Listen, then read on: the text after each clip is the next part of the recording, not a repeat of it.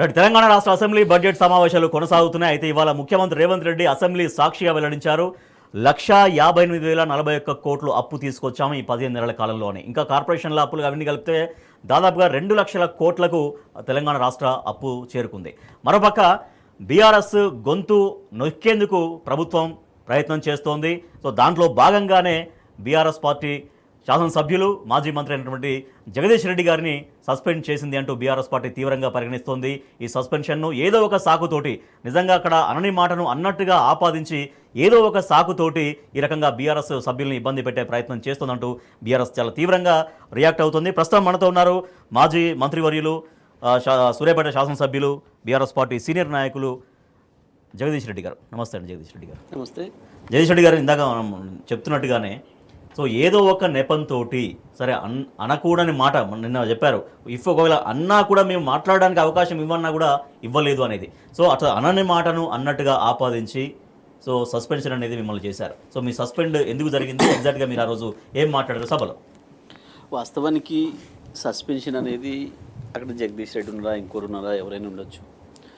BRS వాళ్ళను మాట్లాడనివ్వద్దు అనేది వాళ్ళ నిర్ణయం ఉందే. నిన్న ఎపిసోడ్ అంతా చూడగానే మాకు అర్థమైపోయింది. ఓహో, మొన్న సాయంత్రం రేవంత్ రెడ్డి ఎల్పి సమావేశంలో చేసిన కుట్ర ఫలితంగానే ఇది జరిగింది అని మాకు అర్థమైపోయింది. ఎందుకు అంటే 1:20 వాళ్ళు ఇద్దరు సభ్యులు మాట్లాడితే మనం ఎవ్వరం మా వైపు నుంచి అభ్యంతరం లేదు, ఒక చిన్న అవాంతరం సృష్టించలేదు. అసలు దాంట్లో ఏదైతే గవర్నర్ ప్రసంగంలో ఉందో దాంట్లో ఉన్న ఒక పదం కూడా వీళ్ళు మాట్లాడలేదు 1:20 ఇద్దరు కూడా. కేవలం కేసీఆర్ గారిని తిట్టుడు, గత ప్రభుత్వాన్ని తిట్టుడు, ఇవి తప్ప ఇంకొకటి లేవు దాంట్లో. వాస్తవానికి గవర్నర్ ప్రసంగంలో అదేది లేదు, ఒక అక్షరం కూడా లేదు. అయిపోయింది. సరే, బీఆర్ఎస్ పార్టీగా కేసీఆర్ గారు నన్ను మాట్లాడమని ఆదేశించారు. నాకు అవకాశం ఇచ్చారు స్పీకర్ గారు. నేను లేచి పేపర్ చదువుకున్నానో లేదో వాళ్ళు నాకంటే ముందే లేచి నిలబడ్డారు. కాంగ్రెస్ వాళ్ళు మొత్తం దాదాపు 40 మంది శాసనసభ్యులు నిలబడున్నారు. సరే, నాకు అర్థమైపోయింది విషయం. నేను ఓపికగానే వీళ్ళు లేదో రెచ్చగొట్టే ప్రయత్నంలో ఉన్నారు, గందరగోళం చేసే ప్రయత్నంలో ఉన్నారు అని చెప్పి నేను చాలా కూల్గా సమయమనంతో వాళ్ళు ఇన్ని చెత్త మాటలు అవతల మాట్లాడుతున్నా, రన్నింగ్ కామెంటరీలు చేస్తున్నా నేను నవ్వుకుంటూనే మాట్లాడుతూ పోయినాను కావాలని చెప్పి. ఓకే. కేసీఆర్ గారి గురించి వెళ్ళి వాగితే కూడా చెప్పిన. కేసీఆర్ ఫామ్ హౌస్లో ఉన్నాడు, కేసీఆర్ ఏడున్నాడు అంటే ఢిల్లీలో ఉన్న నీ ముఖ్యమంత్రి కంటే దగ్గరేనే ఉన్నాడు అసెంబ్లీకి అని కూడా చెప్పిన. ముసుగుడు ఎక్కువ మాట్లాడకండి అని కూడా చెప్పిన. అయిపోయింది. నేను ఒక 3-4 నిమిషాలు మాట్లాడాను. వెంటనే వాళ్ళ వైపు నుంచి కాంగ్రెస్ పార్టీ సభ్యుడు ఒకటి లేచి నిలబడాడు. నాకు టైం ఏమని స్పీకర్ గారు ఇవ్వకూడదు అట్లా, అది నిబంధనలకు విరుద్ధం, సాంప్రదాయాలకు విరుద్ధం. ఆయన నన్ను ఆపి ఆయనకి ఇచ్చినాడు అవకాశం. ఆయన తర్వాత మంత్రి కూడా తీసుకున్నాడు. ఇద్దరు కూడా చెత్త మాటలు మాట్లాడేది తప్ప నేను మాట్లాడిన దాని మీద మాట్లాడలేదు, లేదా గవర్నర్ గారి స్పీచ్లో ఉన్న ఒప్పందం మాట్లాడలేదు. ఇద్దరు. ఓకే. వెంకరెడ్డి అనేటి ఆయన మాట్లాడినా, ఆది శ్రీనివాస్ మాట్లాడినా. అయిపోయింది. అలా అయిపోయిన తర్వాత మా సీనియర్ శాసనసభ్యుడు తలసాని గారు సమయం పడితే ఇచ్చిండు స్పీకర్ గారు. వారు లేచి మాట చెప్పిండ్రు, ఈ రకంగా అరవటం ఏం పద్ధతి, మేము 1:20 మీరు మాట్లాడితే మేము మౌనంగా ఉన్నాం, విన్నాం అన్నీ కూడా. దానికి మా సభ్యుడు సమాధానం చెప్తున్నాడు. వినే ఓపిక ఉండాలి, ఇది పద్ధతి కాదు. స్పీకర్ గారు మీరు కూడా అట్లా వాళ్ళకి ఎవరికి పడితే వాళ్ళకి అట్లా ఇస్తే ఎట్లా నడుస్తుంది, ఇది అది కరెక్ట్ కాదు కదా. మాది అయిపోయిన తర్వాత మళ్ళీ మాట్లాడమనండి, వాళ్ళకి అధికార పక్షానికి అవకాశం ఉంది. వాళ్ళ మంత్రి ముఖ్యమంత్రి ఎవరు సమాధానం చెప్తారో ఇవ్వచ్చు. ఓకే. ఇట్లా డిస్టర్బ్ చేసుకుంటూ పోతే మేము ఎట్లా చేస్తాం, సభ ఎట్లా నడుస్తుంది, సాంప్రదాయం కాదు అని చెప్పిండ్రు. అయిపోయింది. స్పీకర్ గారు నన్ను మాట్లాడమన్నాడు. సరే, నేను లేచిన. వాళ్ళు అరవటం మొదలుపెట్టారు. అప్పటికి నేను ఒక కాంగ్రెస్ను విమర్శ చేసుడు, ఇంకో పదమో చెప్పలే. నేను దాని మీద గవర్నర్ గారి ప్రసంగ పాఠంలో ఏముందో అది మాట్లాడుతున్నా, దీంట్లో ఏమేమి పొరపాట్లు ఉన్నాయని చెప్తున్నా. సరే, వాళ్ళ అరుపులు ఎక్కువైపోయినాయి. నేను మాట్లాడితే వినపడే పరిస్థితి కూడా లేదు. నేను స్పీకర్ గారిని రిక్వెస్ట్ చేసిన, సార్ వాళ్ళని కూర్చోబెట్టండి, సభను ఆర్డర్లో పెట్టండి, నేను మాట్లాడతాను. నేను కూర్చున్నాను. స్పీకర్ గారు మళ్ళీ నన్ను లేదు మీరు సబ్జెక్ట్ డిబేట్ కాకండి, అయితే అక్కడి నుంచి అలరైతుంది అంటే స్పీకర్ గారే స్వయంగా అక్కడి నుంచి అలరైతుంది అని చెప్తున్నాడు. బహుశా వారు కూడా కాంగ్రెస్ పార్టీ సభ్యుడిగా మరి ఎల్పీ సమావేశం హాజరైందా ఏమో నాకు తెలియదు. ఆ పద్ధతిలో ఉంది వారు.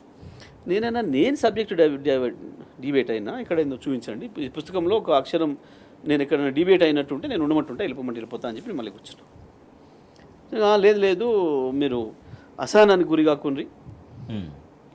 అవతల అసహనానికి వాళ్ళు గురవుతున్నారు. వాళ్ళు నేను మాట్లాడి వినే ఓపిక వాళ్ళకి లేదు. వాళ్ళకి చెప్పండి ఆ మాట, వాళ్ళని కూర్చోబెట్టండి, ఆర్డర్ పెట్టండి. నన్ను అసహనానికి గురి అవ్వడం అనేది కరెక్ట్ కాదు.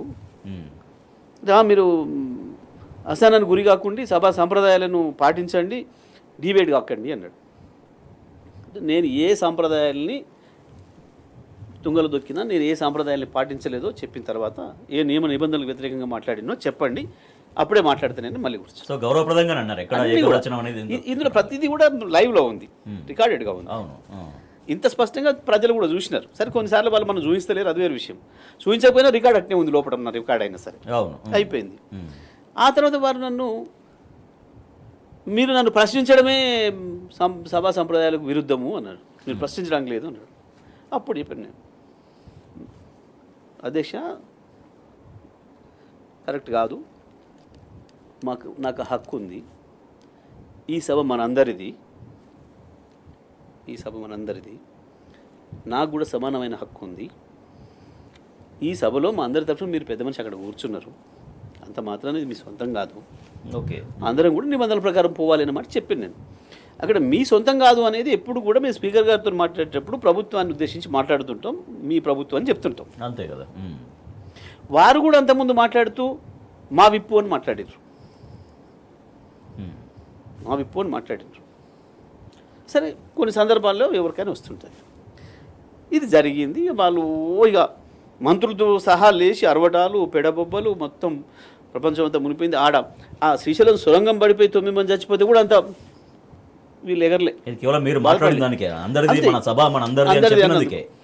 వాళ్ళకి ఎట్లుంది అని అంటే, ఈ సభ మాది, కాంగ్రెస్ పార్టీది, మేము చెప్తేనే నడవాలి, మా దయాదక్షిణల మీద నడవాలి, మేము మీకు అవకాశం ఇస్తే మాట్లాడాలి, లేకపోతే లేదు అన్న దురభిప్రాయంతో ఉన్నారు వాళ్ళు.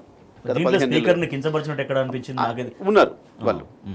ఆ అహంకారంతో మాట్లాడుతున్నారు కాబట్టి నేను ఆ మాట చెప్పిన, ఇది మీ సొంతం కాదు, ఇది అందరి దీనిలో ఉండే ప్రతి సభ్యుడికి సమానమైన హక్కులు ఉంటాయి అనే మాట కావాలని చెప్పిన, నేను స్పష్టంగా చెప్పిన. అయిపోయింది. అరిసిండ్రు, స్పీకర్ని అవమానం చేసిందని, ఇంకా దళిత కోణం తెచ్చి ఇంకేందో ఇక వరుసగా మీడియా పాయింట్లో మన వాళ్ళకి బీఆర్ఎస్ వాళ్ళకి అవకాశం కూడా ఇవ్వకుండా ఒకరి తర్వాత ఒకరు 26 మంది వాళ్ళు ఆనే కూర్చొని అరవటం మొదలుపెట్టిండ్రు, మీడియా కాడ చేసిర్రు.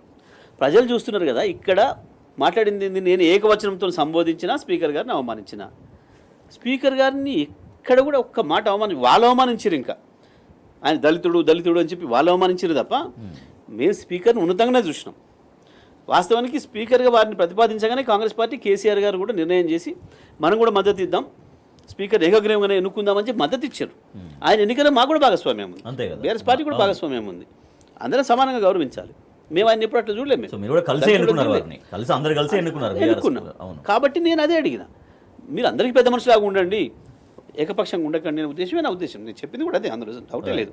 అది నా హక్కు, తప్పకుండా నా హక్కుల గురించి నేను కొట్లాడాలి. శాసనసభ్యుడిగా నేను నా హక్కులు నేను కాపాడుకోలేకపోతే ఎట్లా? ప్రజల కొరకు కొట్లాడేటోళ్ళం, ప్రజల హక్కుల కొరకు కొట్లాడేటోళ్ళం, తప్పకుండా మాట్లాడి నేను చేసిన, సందేహం లేదు.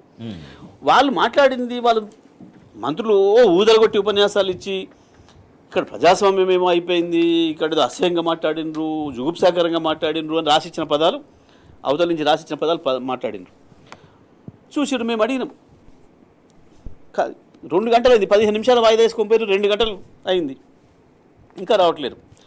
సార్కు సమాచారం అయింది, కేసీఆర్ గారు మాట్లాడారు, కేటీఆర్ గారితో హరీష్ రావు గారితో మాట్లాడి, ఎందుకు జరుగుతుంది, ఇంతసేపు ఎందుకు ఆలస్యం అవుతుంది, మీరు పోయి కలవండి, స్పీకర్ని కలిసి చెప్పండి, సంప్రదాయం ప్రకారం అన్ని పక్షాల లీడర్లను పిలిచి ఆ వీడియో ఎందుకు తీయించి, ఎక్కడ అభ్యంతరకరమైన మాటలు ఉన్నాయి, ఎక్కడ స్పీకర్ గారిని అవమానించినట్టుగా ఉంటే తీసేయమని చెప్పండి, మనని కూడా జయదీష్ కూడా చెప్పండి, విచారం వ్యక్తం చెప్పండి, సభ నడపండి, మాట్లాడాలి మనం అని చెప్పి కేసీఆర్ గారు చెప్పారు. దాని ప్రకారం నన్ను కేటీఆర్ గారు హరీష్ రావు గారు అడిగారు, అన్న సార్ ఇట్లా చెప్పిండ్రు, మరి మీరు సిద్ధమేనా?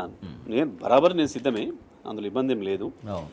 ఒకవేళ నాకు తెలిసి అయితే నేను చాలా కాన్షియస్గా మాట్లాడినా, వాళ్ళు నేను ఒక్కరిని మాట్లాడుతున్నా 50 మంది అరుస్తున్నారు కాబట్టి నా గొంతు పెరిగింది సహజంగానే. ఎవరైనా అంతే, ఇప్పుడు మన ఇద్దరం ఇంత కూల్గా మాట్లాడుకుంటున్నా నిమ్మలంగా ఇక్కడ 5-6 అరుస్తున్నారు అనుకో, తెలియకుండానే మీ గొంతు పెరుగుతుంది, నా గొంతు పెరుగుతుంది. అంతే కదా. ఈడ ఇంటర్వ్యూ చేస్తే ఇంత స్లో మాట్లాడుకుంటున్నాం, రోడ్డు మీద ఇంటర్వ్యూ చేస్తే ఇద్దరం కూడా పెద్ద లౌడ్ వాయిస్తో మాట్లాడదు, ఆటోమేటిక్ వస్తుంది. అంతే తప్ప నాకు తెలిసి ఒక పదం కూడా నేను పొరపాట్లు మాట్లాడను నేను ఎప్పుడు కూడా, అటువంటి నాకు అలవాటు లేదు అని స్పష్టంగా చెప్పిన. సార్ చెప్పినట్టు నేను తప్పు చేయకపోయినా స్పీకర్ గారు కనుక కోరితే నేను క్షమాపణ చెప్పడానికి సిద్ధంగా ఉన్నా అని చెప్పిన.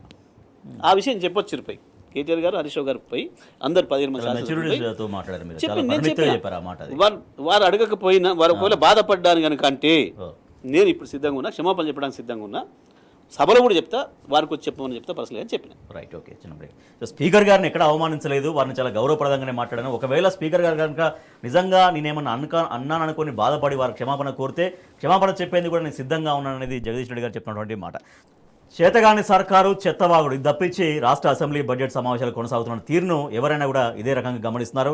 సో చేసిందేమీ లేదు కానీ గొప్పలు మాత్రం చెప్పుకున్నారు. అట్ ద సేమ్ టైం గత ప్రభుత్వాన్ని ఇంకా కూడా బదనాం చేస్తూ వెళ్తున్నారు ముఖ్యమంత్రి రేవంత్ రెడ్డి. రైట్, జగదీష్ రెడ్డి గారు, ఇందాకంటే మీరు సస్పెండ్ అయినటువంటి విధానం గురించి మాట్లాడుతున్నారు. ఎక్కడా కూడా మీరు డివియేట్ కాకపోయినా, ఎక్కడ అగౌరవపరచకపోయినా వాళ్ళు సరే ముందు వెనక చూసుకోకుండా ఒక రకమైనటువంటి దూరాన్ని సస్పెండ్ చేయడం అదొక ఎత్తు. సో తర్వాత ఏంటి అంటే దొరికిపోయిన వాళ్ళు ఎట్లా అంటే వాస్తవానికి మేము రెచ్చగొడితే అవతల వైపు నుంచి వెళ్ళి ఏదో ఒకటి వస్తుంది, ఆ వంక నుంచి చేయాలనే ఉద్దేశంతో వచ్చినారు వాళ్ళు. కానీ నేను ఎక్కడ కూడా చిన్న అవకాశం వెళ్ళి దొరకలేదు, వాళ్ళకి ఒక పాయస వెంట్రుక మంది కూడా దొరకలేదు. నేను జరిగింది, వాయిదా వేసుకొని పోయినరు, 1-2 గంటలైంది. మా వైపు నుంచి వెళ్ళి సార్ కేసీఆర్ గారి ఆదేశాల మేరకు మన శాసనసభ్యులకు పోయినరు, చెప్పొచ్చారు. ఓకే, మేము సిద్ధంగా ఉన్నాం, మీరు పెట్టండి, ఎక్కడ తప్పు ఉందో చూపిస్తే విత్డ్రా చేసుకుంటాం, మీరు కోరితే క్షమాపణలు చెప్తామని చెప్పేసి వచ్చినారు. ఆయన ఇంకా గంట తర్వాత కూడా ఇంకా పెట్టలేకపోయినారు. అఖిలపక్షాన్ని పిలవమని అడిగినాం, సంప్రదాయం ఇది. ఎప్పుడైనా గతంలో చాలా జరిగినాయి ఇట్లాంటి గడబడులు ఉందని. మళ్ళీ వాస్తవానికి ఇలా నిజంగా చెప్పాలంటే వాయిదా వేసిపోయేంత కూడా ఏం జరగలేదు. ఆయన వాళ్ళని కూర్చోబెడితే సరిపోతుండే. స్పీకర్ గారు కాంగ్రెస్ వాళ్ళు మీరు కూర్చోండి, మీకు అవకాశం ఇచ్చినా వారిది అయిపోయాక మీరు చెప్పండి, మంత్రిగా మీకు అవకాశం ఉంటుంది, ముఖ్యమంత్రికి ఉంటుంది, మీరు రాసుకొని చెప్పండి అని చెప్పాలి. వాస్తవానికి ఒక్క సెకండ్ కూడా దాంట్లో అంతసేపట్లో అటువైపు చూడలే, వాళ్ళని మీరు కూర్చోండి అని ఒక పదం కూడా లేదు. ఇప్పుడు కూడా నేను ఛాలెంజ్ చేస్తున్నాను, మొత్తం రికార్డు తీయమని చెప్పండి. ఒక్కసారి కూడా అంతమంది లేచి అరుస్తుంటే నేను ఒకటి మాట్లాడుతున్నప్పుడు మీరు కూర్చోండి అని కూడా అనలేదు, వారించలేదు ఒక్కసారి కూడా. అది ఆయన బాధ్యత కదా, న్యాయంగా ఒక సభ్యుడికి అవకాశం ఇచ్చినప్పుడు మాట్లాడడానికి దాన్ని అకామిడేట్ చేయాల్సిన బాధ్యత కూడా, వాతావరణం చేయాల్సిన బాధ్యత కూడా స్పీకర్ గారిదే తప్పకుండా. అయిపోయింది, మళ్ళీ సభ ప్రారంభం చేసారు. మళ్ళీ సభ ప్రారంభం జరిగిన తర్వాతది కూడా మీరు ఒకసారి కనుక చూపిస్తే ఒక్కసారి కూడా సభల నుంచి రావడమే ముఖం అటుపెట్టి కూర్చున్నారు తప్ప ఇటు బీఆర్ఎస్ సభ్యుల వైపు పొరపాట్లు కూడా చూడలే. అటే పెట్టినరు, కాంగ్రెస్ వాళ్ళకి అవకాశాలు ఇచ్చిండ్రు, పేరు పెట్టి పిలుస్తూ ఉన్నారు, వాళ్ళు మాట్లాడుతూనే ఉన్నారు, ఇక వాళ్ళు రాసి ఇచ్చిన స్క్రిప్ట్ అంతా చదివేస్తున్నారు. చివరికి శ్రీధర్ బాబు గారు ప్రవేశపెట్టారు, సస్పెండ్ చేసిన అన్నారు, మీరు సభను వదిలేయండి అని చెప్పి స్పీకర్ గారు చెప్పారు. ఆ చెప్పేటప్పుడు కూడా నాకే చూడలే స్పీకర్ గారు, మీరు సభను వదిలేయాలని చెప్పేటప్పుడు కూడా నాకే చూడలే. నేనే గౌరవంగా తీర్మానం జరిగింది కాబట్టి వెళ్ళిపోవాలని చెప్పి నేను వచ్చేసేసిన, వాళ్ళకి అవకాశం గౌరవించారు, అంతే, గౌరవించి వెళ్ళి వచ్చేసాను నేను. జరిగిపోయింది ఇది. ఏంటిది దీంట్లో ఇది ఎందుకు జరిగింది అని అంటే ముందే నిర్ణయించుకున్నారు కాబట్టి అనుకున్న ప్రకారం జరగాలి పని అనుకున్నారు, అంతే తప్ప వాతావరణం ఇట్లా ఉంటుందని వాళ్ళు ఊహించలే. మన వైపు నుంచి ఇంత పద్ధతిగా గౌరవంగా ఉంటుందని వాళ్ళు ఊహించలే. మేము చేసే చర్యలకు, మేము చేసే గొడవకు వాళ్ళు కూడా పెద్ద ఎత్తున దాడి చేసేసి వస్తారు, తప్పకుండా అందులో చర్యలు తీసుకోవాలని అనుకున్నారు. మనం అవకాశం ఇవ్వకపోయినా అది చర్య ముందు రాసుకున్న స్క్రిప్ట్ ప్రకారం చేసేసారు, అమలు చేసేసారు. అట్లా మీరు పలానా కాడికి పోయి పలానా చేసిరా పోరా అన్నప్పుడు ఆడ ఇట్లా ఉంటుంది, ఇట్లా అయితే చేసిరా అంటే వాడు అట్లా ఉంది లేదు చూడలే. ఆడ ఓడు ఉన్నాడు, మనకి ఇచ్చిరామంటే ఇచ్చేసి వచ్చిండు. ఆడ ఉన్నాడు, నువ్వు వీడు పంపిన మనిషి కాదా చూడలేదు, ఇచ్చినారంటే ఇచ్చి వచ్చిండు. ఆ పద్ధతిలో పోయింది. ఈ రకంగా చేసుకున్నారు. ఆ తర్వాత మనకు చాలా వార్తలు వస్తున్నాయి, తప్పు చేసినాము అని చెప్పి కాంగ్రెస్లోనే చాలామంది అంటున్నారని. అనవసరమైన చర్య ఇది నిన్నటిది, మనమే పలసయ్యాను, మనమే అబాస్పాలయ్యాను.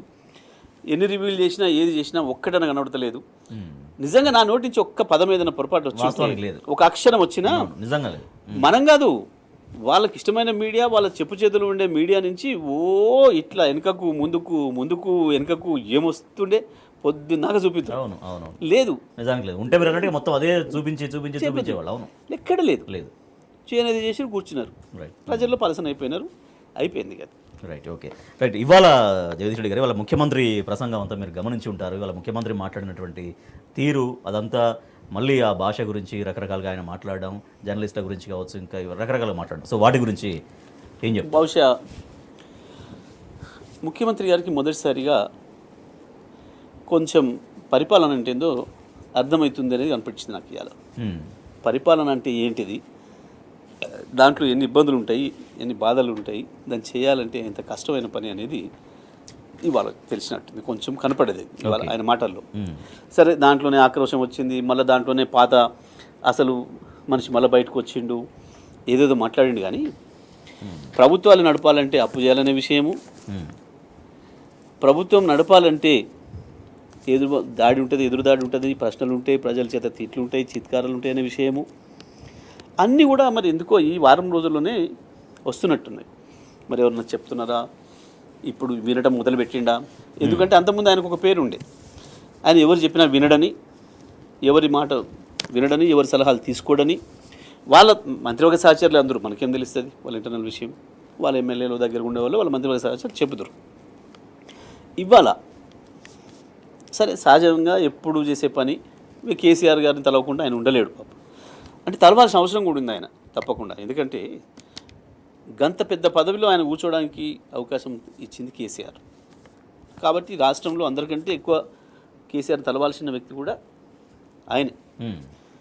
సరే, తలుస్తున్నాడు, ఓకే, మంచిదే. కానీ పాపం అప్పుల విషయంలో చేసినవని ఒప్పుకున్నా. ఇవాళ ఇక మిగతా విషయాలకు వస్తే, నేను అట్లా లేదు ఇట్లా లేదు మొదటిసారిగా విన్నాం మనం. ఎందుకన్నా అంటే మార్పును చూసిన మాట. ఎందుకన్నా అంటే నేను కేసీఆర్ గారిని ఇట్లా లేదు అట్లా లేదు, నిజమే, స్ట్రెచర్ మీద పోతావు, మార్చురీలకు పోతావు అని అన్న మాటకు మరి ఇంకా గతంలో చాలా ఉన్నాయి కదా, కనుగుడ్లు బీకుతా, లాగుల తొండ వదులుతా,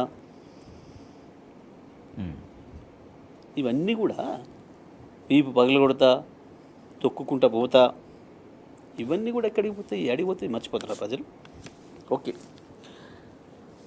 ఇంకొక విషయానికి వస్తే, భాష విషయానికి వస్తే, సంతోషం గుర్తించిండు మొదటిసారి. ఒకరు ఉపయోగించే భాష ఇంకొకరిని బాధ పెడుతుంది అన్న మాట మొదటిసారి గుర్తించిండు ముఖ్యమంత్రి. ఇవాళ ఆక్రోశపడవచ్చు, ఏడవచ్చు, ఏదోదో పిచ్చివాగుడు వాగవచ్చు, చదివే విషయం. కానీ మనుషులు మాటలు మనుషుల్ని బాధ పెడతాయి అనే సంగతి తెలియని మూర్ఖత్వంతో ఇంతకాలం పనిచేసిండు. మనుషులకు ఒక స్థాయి ఉంటుందని, తప్పకుండా ఆ స్థాయికి పోయినప్పుడు దానికి తగ్గట్టుగా మాట్లాడాలని, దానికి తగ్గట్టుగా మాట్లాడకపోతే, ప్రవర్తించకపోతే కింది నుంచి అంతకంటే ఎక్కువ రియాక్షన్ వస్తుందని, యాక్షన్కు రియాక్షన్ ఉంటుందని సోయి లేకుండా ప్రవర్తించాడు. వాస్తవానికి ఇంతకాలం ఎవరుండరు అట్లా, అంత మూర్ఖంగా. నిజమే, భాషకు సంబంధించి మా దగ్గర చర్చ వచ్చింది గతంలో. ప్రారంభంలో కేసీఆర్ గారు మేము కూర్చున్నప్పుడు కూడా ఇట్లా కొన్ని వస్తున్నాయి అని అంటే కూడా విని సార్ కూడా ఖండించాడు. సరైనది కాదు, ఇది ఈ భాష మంచిది కాదు, పద్ధతి కాదు. పరిపాలకుల మీద కూడా ప్రజలు విమర్శ చేయొచ్చు, అసంతృప్తిని వ్యక్తం చేయొచ్చు, హామీలు ఇచ్చి మోసం చేసిన పార్టీని విమర్శ చేయొచ్చు, మళ్ళీ సందర్భం వచ్చినప్పుడు ఓట్లు లేకుండా వాళ్ళకు కరుగాల్చి వాత పెట్టవచ్చు, అది వేరే విషయం. కానీ ఇది వినడానికి కూడా ఇబ్బంది అవుతుంది, మంచిది కాదు ఈ భాష అనే మాట కేసీఆర్ గారు అన్నారు మాతో. ఆ తర్వాత ఇంకా 2-3 సందర్భాల్లో కేటీఆర్ గారు మేము కూడా చర్చించుకున్నాం. అరే ఇదంతా ఎట్లా అవుతుంది, ఏంది ఈ భాష, ప్రజలు ఎందుకు ఇట్లాగా ఇదవుతున్నారు, సీఎం పట్ల, సీఎం గురించి మాట్లాడుతుంది కావచ్చు, మంత్రుల గురించి, ప్రభుత్వం గురించి లేదని కావచ్చు. కాకపోతే ఒకటి, ప్రజల ఆక్రోశాన్ని కూడా మనం అర్థం చేసుకోవాల్సిన అవసరం ఉంది. ఆయన నిజంగా అవి విన్నప్పుడు ఆయన వాటిని తీసుకోవాల్సిన విధానం ఇంకోటి. అదే కేసీఆర్ అయితే మన మీద ఎవరైనా పెద్ద సీరియస్గా విమర్శ చేస్తున్నారు అన్నప్పుడు ప్రజలు సరిగ్గా వీళ్ళు వేరు, రేవంత్ రెడ్డిలు, బండి సంజయ్లు, ఇంకోరు వీళ్ళు వేరు. కానీ సాధారణమైన ప్రజల నుంచి ఏదైనా ఒకటి వచ్చింది అంటే ఒకటే కేసీఆర్ చూసేది, ఎందుకు ఆయన అంత బాధపడ్డాడు, ఎంతో మనసు బాధ అయితే తప్ప అటువంటిది రాదు, మన మీద అంత ఆక్రోశం రాదు. ఏదో బాధపడుతున్నాడు, ఆ బాధ ఎందుకు తెలుసుకోండి. ఇప్పుడు అప్పుడప్పుడు సభలలో కూడా ఎవరైనా ఇట్లా అరుస్తుంటారు, అరిచినప్పుడు పోలీసు వాళ్ళు పట్టుకోవడానికి గడబడి చేస్తున్నారని చెప్పి మన కార్యకర్తలు కొట్టడానికి ఇట్లాంటి ప్రయత్నాలు చేస్తారు. చేసినప్పుడు స్పష్టంగా చెప్తాడు, ఆయన తీసుకురండి, నా దగ్గర తీసుకురండి అంటాడు. అంటే ఏంది, ఆయనలో ఏదో బాధ ఉంది, ఆయన అందుకనే అది ఆయన అర్పిస్తుంది, మనకు వినపడాలని ఎక్కువ వాయిస్ సౌండ్ చేస్తున్నాడు అని చెప్పేసి ప్రయత్నం చేస్తాడు. కేసీఆర్ గారు అట్లా మాట్లాడతారు. ఇవాళ నువ్వు మాట్లాడిన భాష వాళ్ళకి నీకేం తేడా ఉంది? మరి ఇప్పుడు వాళ్ళకు నీకు ఎక్కడ తేడా ఉంది? రైట్, ఒకసారి మాట్లాడదు అంటే సీఎం రేవంత్ రెడ్డి ఇవాళ భాష గురించి మాట్లాడారు. కానీ ఆ భాష అలవాటు చేసిందే రేవంత్ రెడ్డి. గతంలో కూడా అనేక సందర్భాల్లో ఎట్లా మాట్లాడారు, ఇవాళ ముఖ్యమంత్రి అయిన తర్వాత కూడా ఎట్లా మాట్లాడారు అనేది వాళ్ళ ప్రజల్లో జరుగుతుండే ఒక చర్చ. ఎస్, నిజంగా అంటే వారు కూడా అదే అన్నారు. గతంలో కూడా బాధపడ్డాం, స్వయంగా కేసీఆర్ గారు కూడా బాధపడ్డారు. అయ్యో, ఒక ముఖ్యమంత్రిని పట్టుకుని ఆ రకంగా మాట్లాడడం కరెక్ట్ కాదేమో అని వారు కూడా విచారం వ్యక్తం చేశారని చెప్తున్నారు. అట్లా ఎవరు వెల్కమ్ చేయరు. కానీ ఆ భాషని మరీ ప్రజలకు అలవాటు చేసే విధంగా కూడా రేవంత్ రెడ్డి వ్యవహరించారనే విమర్శ కూడా వస్తుంది. ఒకసారి చూద్దాం అంటే రేవంత్ రెడ్డి గతంలో అనేక సందర్భాల్లో ఎట్లా మాట్లాడారు అనేది. అందుకే అధ్యక్ష, తమరు కూడా అక్కడి నుంచి ఆదేశాలు ఇవ్వండి. దీని మీద చర్చ జరగాలి. మీడియా మిత్రులకు కూడా నేను అడుగుతున్నా, మీ సంఘాలు ఏవైతున్నాయో సంఘాల నాయకులను కూడా అడుగుతున్నా, ఎవరో జర్నలిస్టులు లిస్ట్ ఇవ్వండి. జర్నలిస్ట్ అనే పదానికి డెఫినేషన్ ఏందో ఇవ్వండి, ఆ లిస్ట్ ఇవ్వండి. ఆ లిస్టులో ఉన్నోళ్ళు ఇట్లా తప్పు చేస్తే ఏం శిక్షిస్తారో మీరు నిర్ణయించండి. ఆ లిస్టులో లేనోడు జర్నలిస్ట్ కాడు, జర్నలిస్ట్ కానోడిని క్రిమినల్ కిందనే చూస్తాము. ఆ క్రిమినల్స్ని ఎట్లా జవాబు చెప్పాలనో గట్లనే చెప్తాం. ముసుగేసుకొని వస్తే ముసుగు ఊడవికి బట్టలు గుడ్డలు ఊడదీసి కొడతా అని చెప్తున్నా. నేను తమాషా చేయొద్దు. నేను కూడా మనిషిని, నాకు చీమునెత్తురుంది. అన్నిటికీ బరాయించుకుంటా, తప్పులని అన్నిటిని మోసుకుంటే ఏదో కుర్చీలు ఉన్నా కాబట్టి ఊరుకుంటా అని ఏమన్నా ఏషాలు వేయదలుచుకోరాం. అన్ని చట్టపరంగానే చేస్తా. చట్టాన్ని పరిధి నేను దాటను. ప్రతిదానికి శిక్ష, ఒక విధానం ఉంది. ఏది కూడా పరిధి దాటను, ఎందుకంటే నేను ముఖ్యమంత్రిని. చట్ట పరిధిలోనే అన్ని శిక్షలు ఉంటాయి. జర్నలిస్టులకు కూడా నా సూచన, ఎవరు జర్నలిస్ట్ ఈ సన్నాసి రండా అలాగే ఎర్ర గాల్చి పిర్రల మీద వాతలు పెడతాం. మీరు ఒక్కసారి చెప్పండి. నీ ముడ్డి మీద డ్రాయర్ కూడా ఉండదు, పీకడం మొదలు పెడితే బిడ్డ నడి బజార్లో ఉరి తీయాలన్నా, 100 మీటర్ల గోతి తీసి పాతి పెట్టాలన్నా, ఒక్కనొక్కని పండబెట్టి తొక్కి పేగులు తీసి మెడలేసుకొని ఊరేగుతాం బిడ్డ.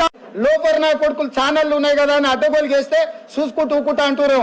పండబెట్టి తొక్కి పేగులు తీస్తే గాడిద కొడుకులు నొక్కనొక్కని. అట్లాంటి లపుట్ నా కొడుకులకు నేను సమాధానం చెప్పను. దాని అమ్మ మొగుని ఇంట్లోనే అన్ని తెచ్చి చూపించుకోమని చెప్పు, టీవీలో వేసుకో, నాకేం అభ్యంతరం లేదు.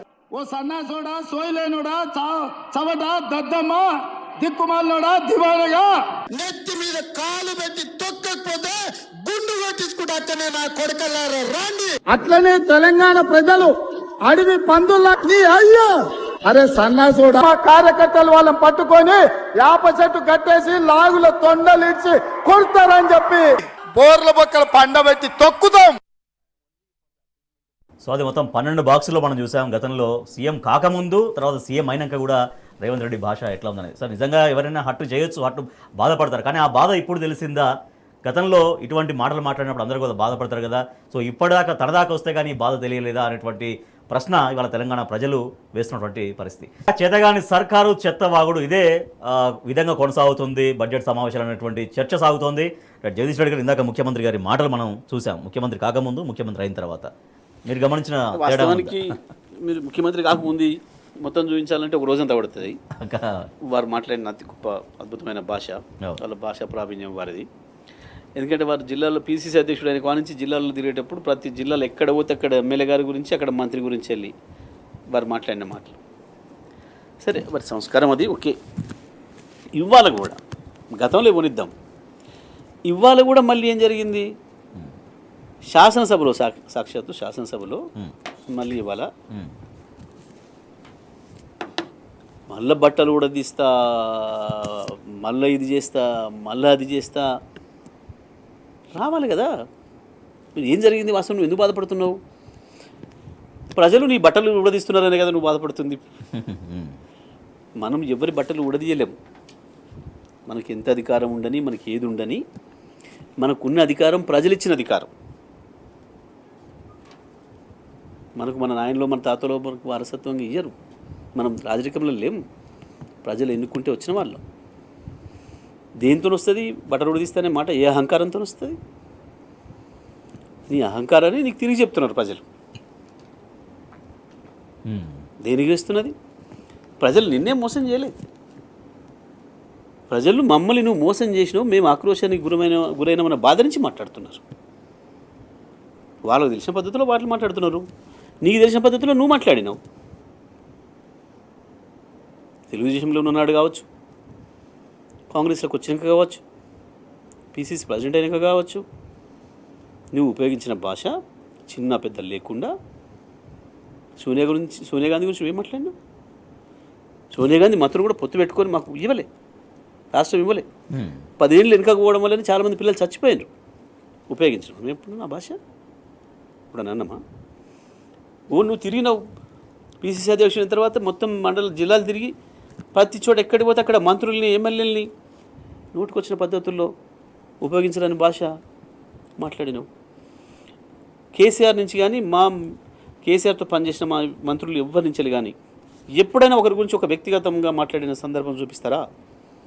ఎవరి గురించి అయినా, వాళ్ళ వ్యక్తిగత విషయాలకు సంబంధించి కావచ్చు, వాళ్ళ ఎత్తుపొడులకు సంబంధించి కావచ్చు, వాళ్ళ హావభావాలకు సంబంధించి కావచ్చు, వాళ్ళ ఆహారపు అలవాట్ల గురించి వెళ్ళి కావచ్చు, ఎప్పుడన్నా ఒకసారి మాట్లాడినావా ఎవరమన్నా? మేము నువ్వు గంత మూర్ఖపు దాడి చేస్తుంటే కూడా ఎంత సమయమనంతో ఉన్నాం మేము. కేసీఆర్ గారి గురించి నువ్వు మాట్లాడింది, కుటుంబం గురించి వెళ్ళి ఎంత నువ్వు మాట్లాడింది చాలా నడియాలి. మా కుటుంబ సభ్యుల గురించి మాట్లాడినరు, 100% తప్పు. అట్లా మాట్లాడడం అనేది తప్పు, ఎవరు మాట్లాడినది తప్పు. రాజకీయాలలో ఎవడో ఒకటి అలవాటు చేస్తేనే వస్తుంది ప్రజలకి, అంతే కదా. ఎందుకు వచ్చింది? నిజమే, అంతకుముందు మేము కూడా ల్యాండ్ ఎక్వేషన్స్ చేసినాం, ఆ రకంగా ఏం రాలేదే. ఎప్పుడు ప్రజల్ని ఒప్పించి మెప్పించి వాళ్ళ బాధను విని పరిష్కరించాలి సమస్యలు. దేనికి వచ్చింది? 1 2 1000 సందర్భాలు ఉన్నాయి కదా నువ్వు అట్లా మాట్లాడింది. బట్టలు కూడా తీసుకొడతా, నాకు అధికారం ఉంది, అధికారం లేనినాడు కూడా అట్లే మాట్లాడినావు. ఇప్పుడు మేమే 12 బాక్సులు ఇచ్చాం. మేమే ఇప్పుడు 1200 బాక్సుల పైన ఉంటాయి మీరు మొత్తం వెతికి తీసుకొస్తే. 1200 బాక్సులు వేయాల్సి వస్తుంది. అటువంటి ఇక్కడ నేను అంటుంది, ఎట్టి పరిస్థితులలో దీన్ని ఎవరు కూడా అనుమతించకూడదు. ఓకే, ఇటువంటి భాష మాట్లాడేటప్పుడు ఎవరు కూడా అనుమతించకూడదు. కేసీఆర్ గారు అసలే అనుమతించారు ఏ పరిస్థితుల్లో కూడా. రైట్. ఇక అప్పుల విషయానికి వస్తే జగదీష్ రెడ్డి గారు, మళ్ళీ కూడా మళ్ళీ గత ప్రభుత్వం అప్పులు తప్పులే చేసింది, ఏం చేయలేదు, మళ్ళీ ఇదే మాట ఇదే. దాంతోపాటుగా ఈసారి అంగీకరించారు 158 కోట్ల పైన డబ్బు అప్పులు తీసుకొచ్చాం మేమంటూ. నేను, మా డిప్యూటీ సీఎం, ఇంకా అందరు కలిసి అప్పులు తీసుకొచ్చామని చెప్పారు. ఒకటి అంటే మొదటిసారిగా ఇప్పుడు ఒప్పుకోక తప్పని పరిస్థితి వచ్చింది. ఎందుకు అంటే దాస్తే దాగేది కాదు, దాస్తే దాగదు. రేపు బడ్జెట్లో చెప్పాలి, ఎందుకు మాట్లాడిండు అని అంటే రేపు బడ్జెట్లో పెట్టాలి, చెప్పాలి అది. ఓకే, కాబట్టి ఇప్పుడు ఓపెన్ కావాల్సి అయిపోతుంది, బహిరంగం అయిపోతుంది. ఇంకెన్ని రోజులు దాచి పెడతారు కాబట్టి ఇలా మాట్లాడిండు. కేసీఆర్ గారు ఎంత స్పష్టంగా చెప్పిండ్రు, నేను అప్పు తేలేదు అని ఎన్నడూ చెప్పలే కేసీఆర్. అప్పు తేవడం అనేది గొప్ప విషయము, అప్పు పుట్టడమే గొప్ప విషయం. పరపతి అనేదే ఇవాళ ప్రపంచంలో ప్రధానమైంది. ఈ ప్రపంచంలో అగ్రరాజ్యం అనుకున్న అమెరికాకు అప్పు ఉంది. ఆ రకంగా అనేక దేశాల విషయాలు, రాష్ట్రాల విషయాలు చెప్పి స్పష్టంగా అసెంబ్లీలో చెప్పి అప్పు తీసుకురావాలి, దాన్ని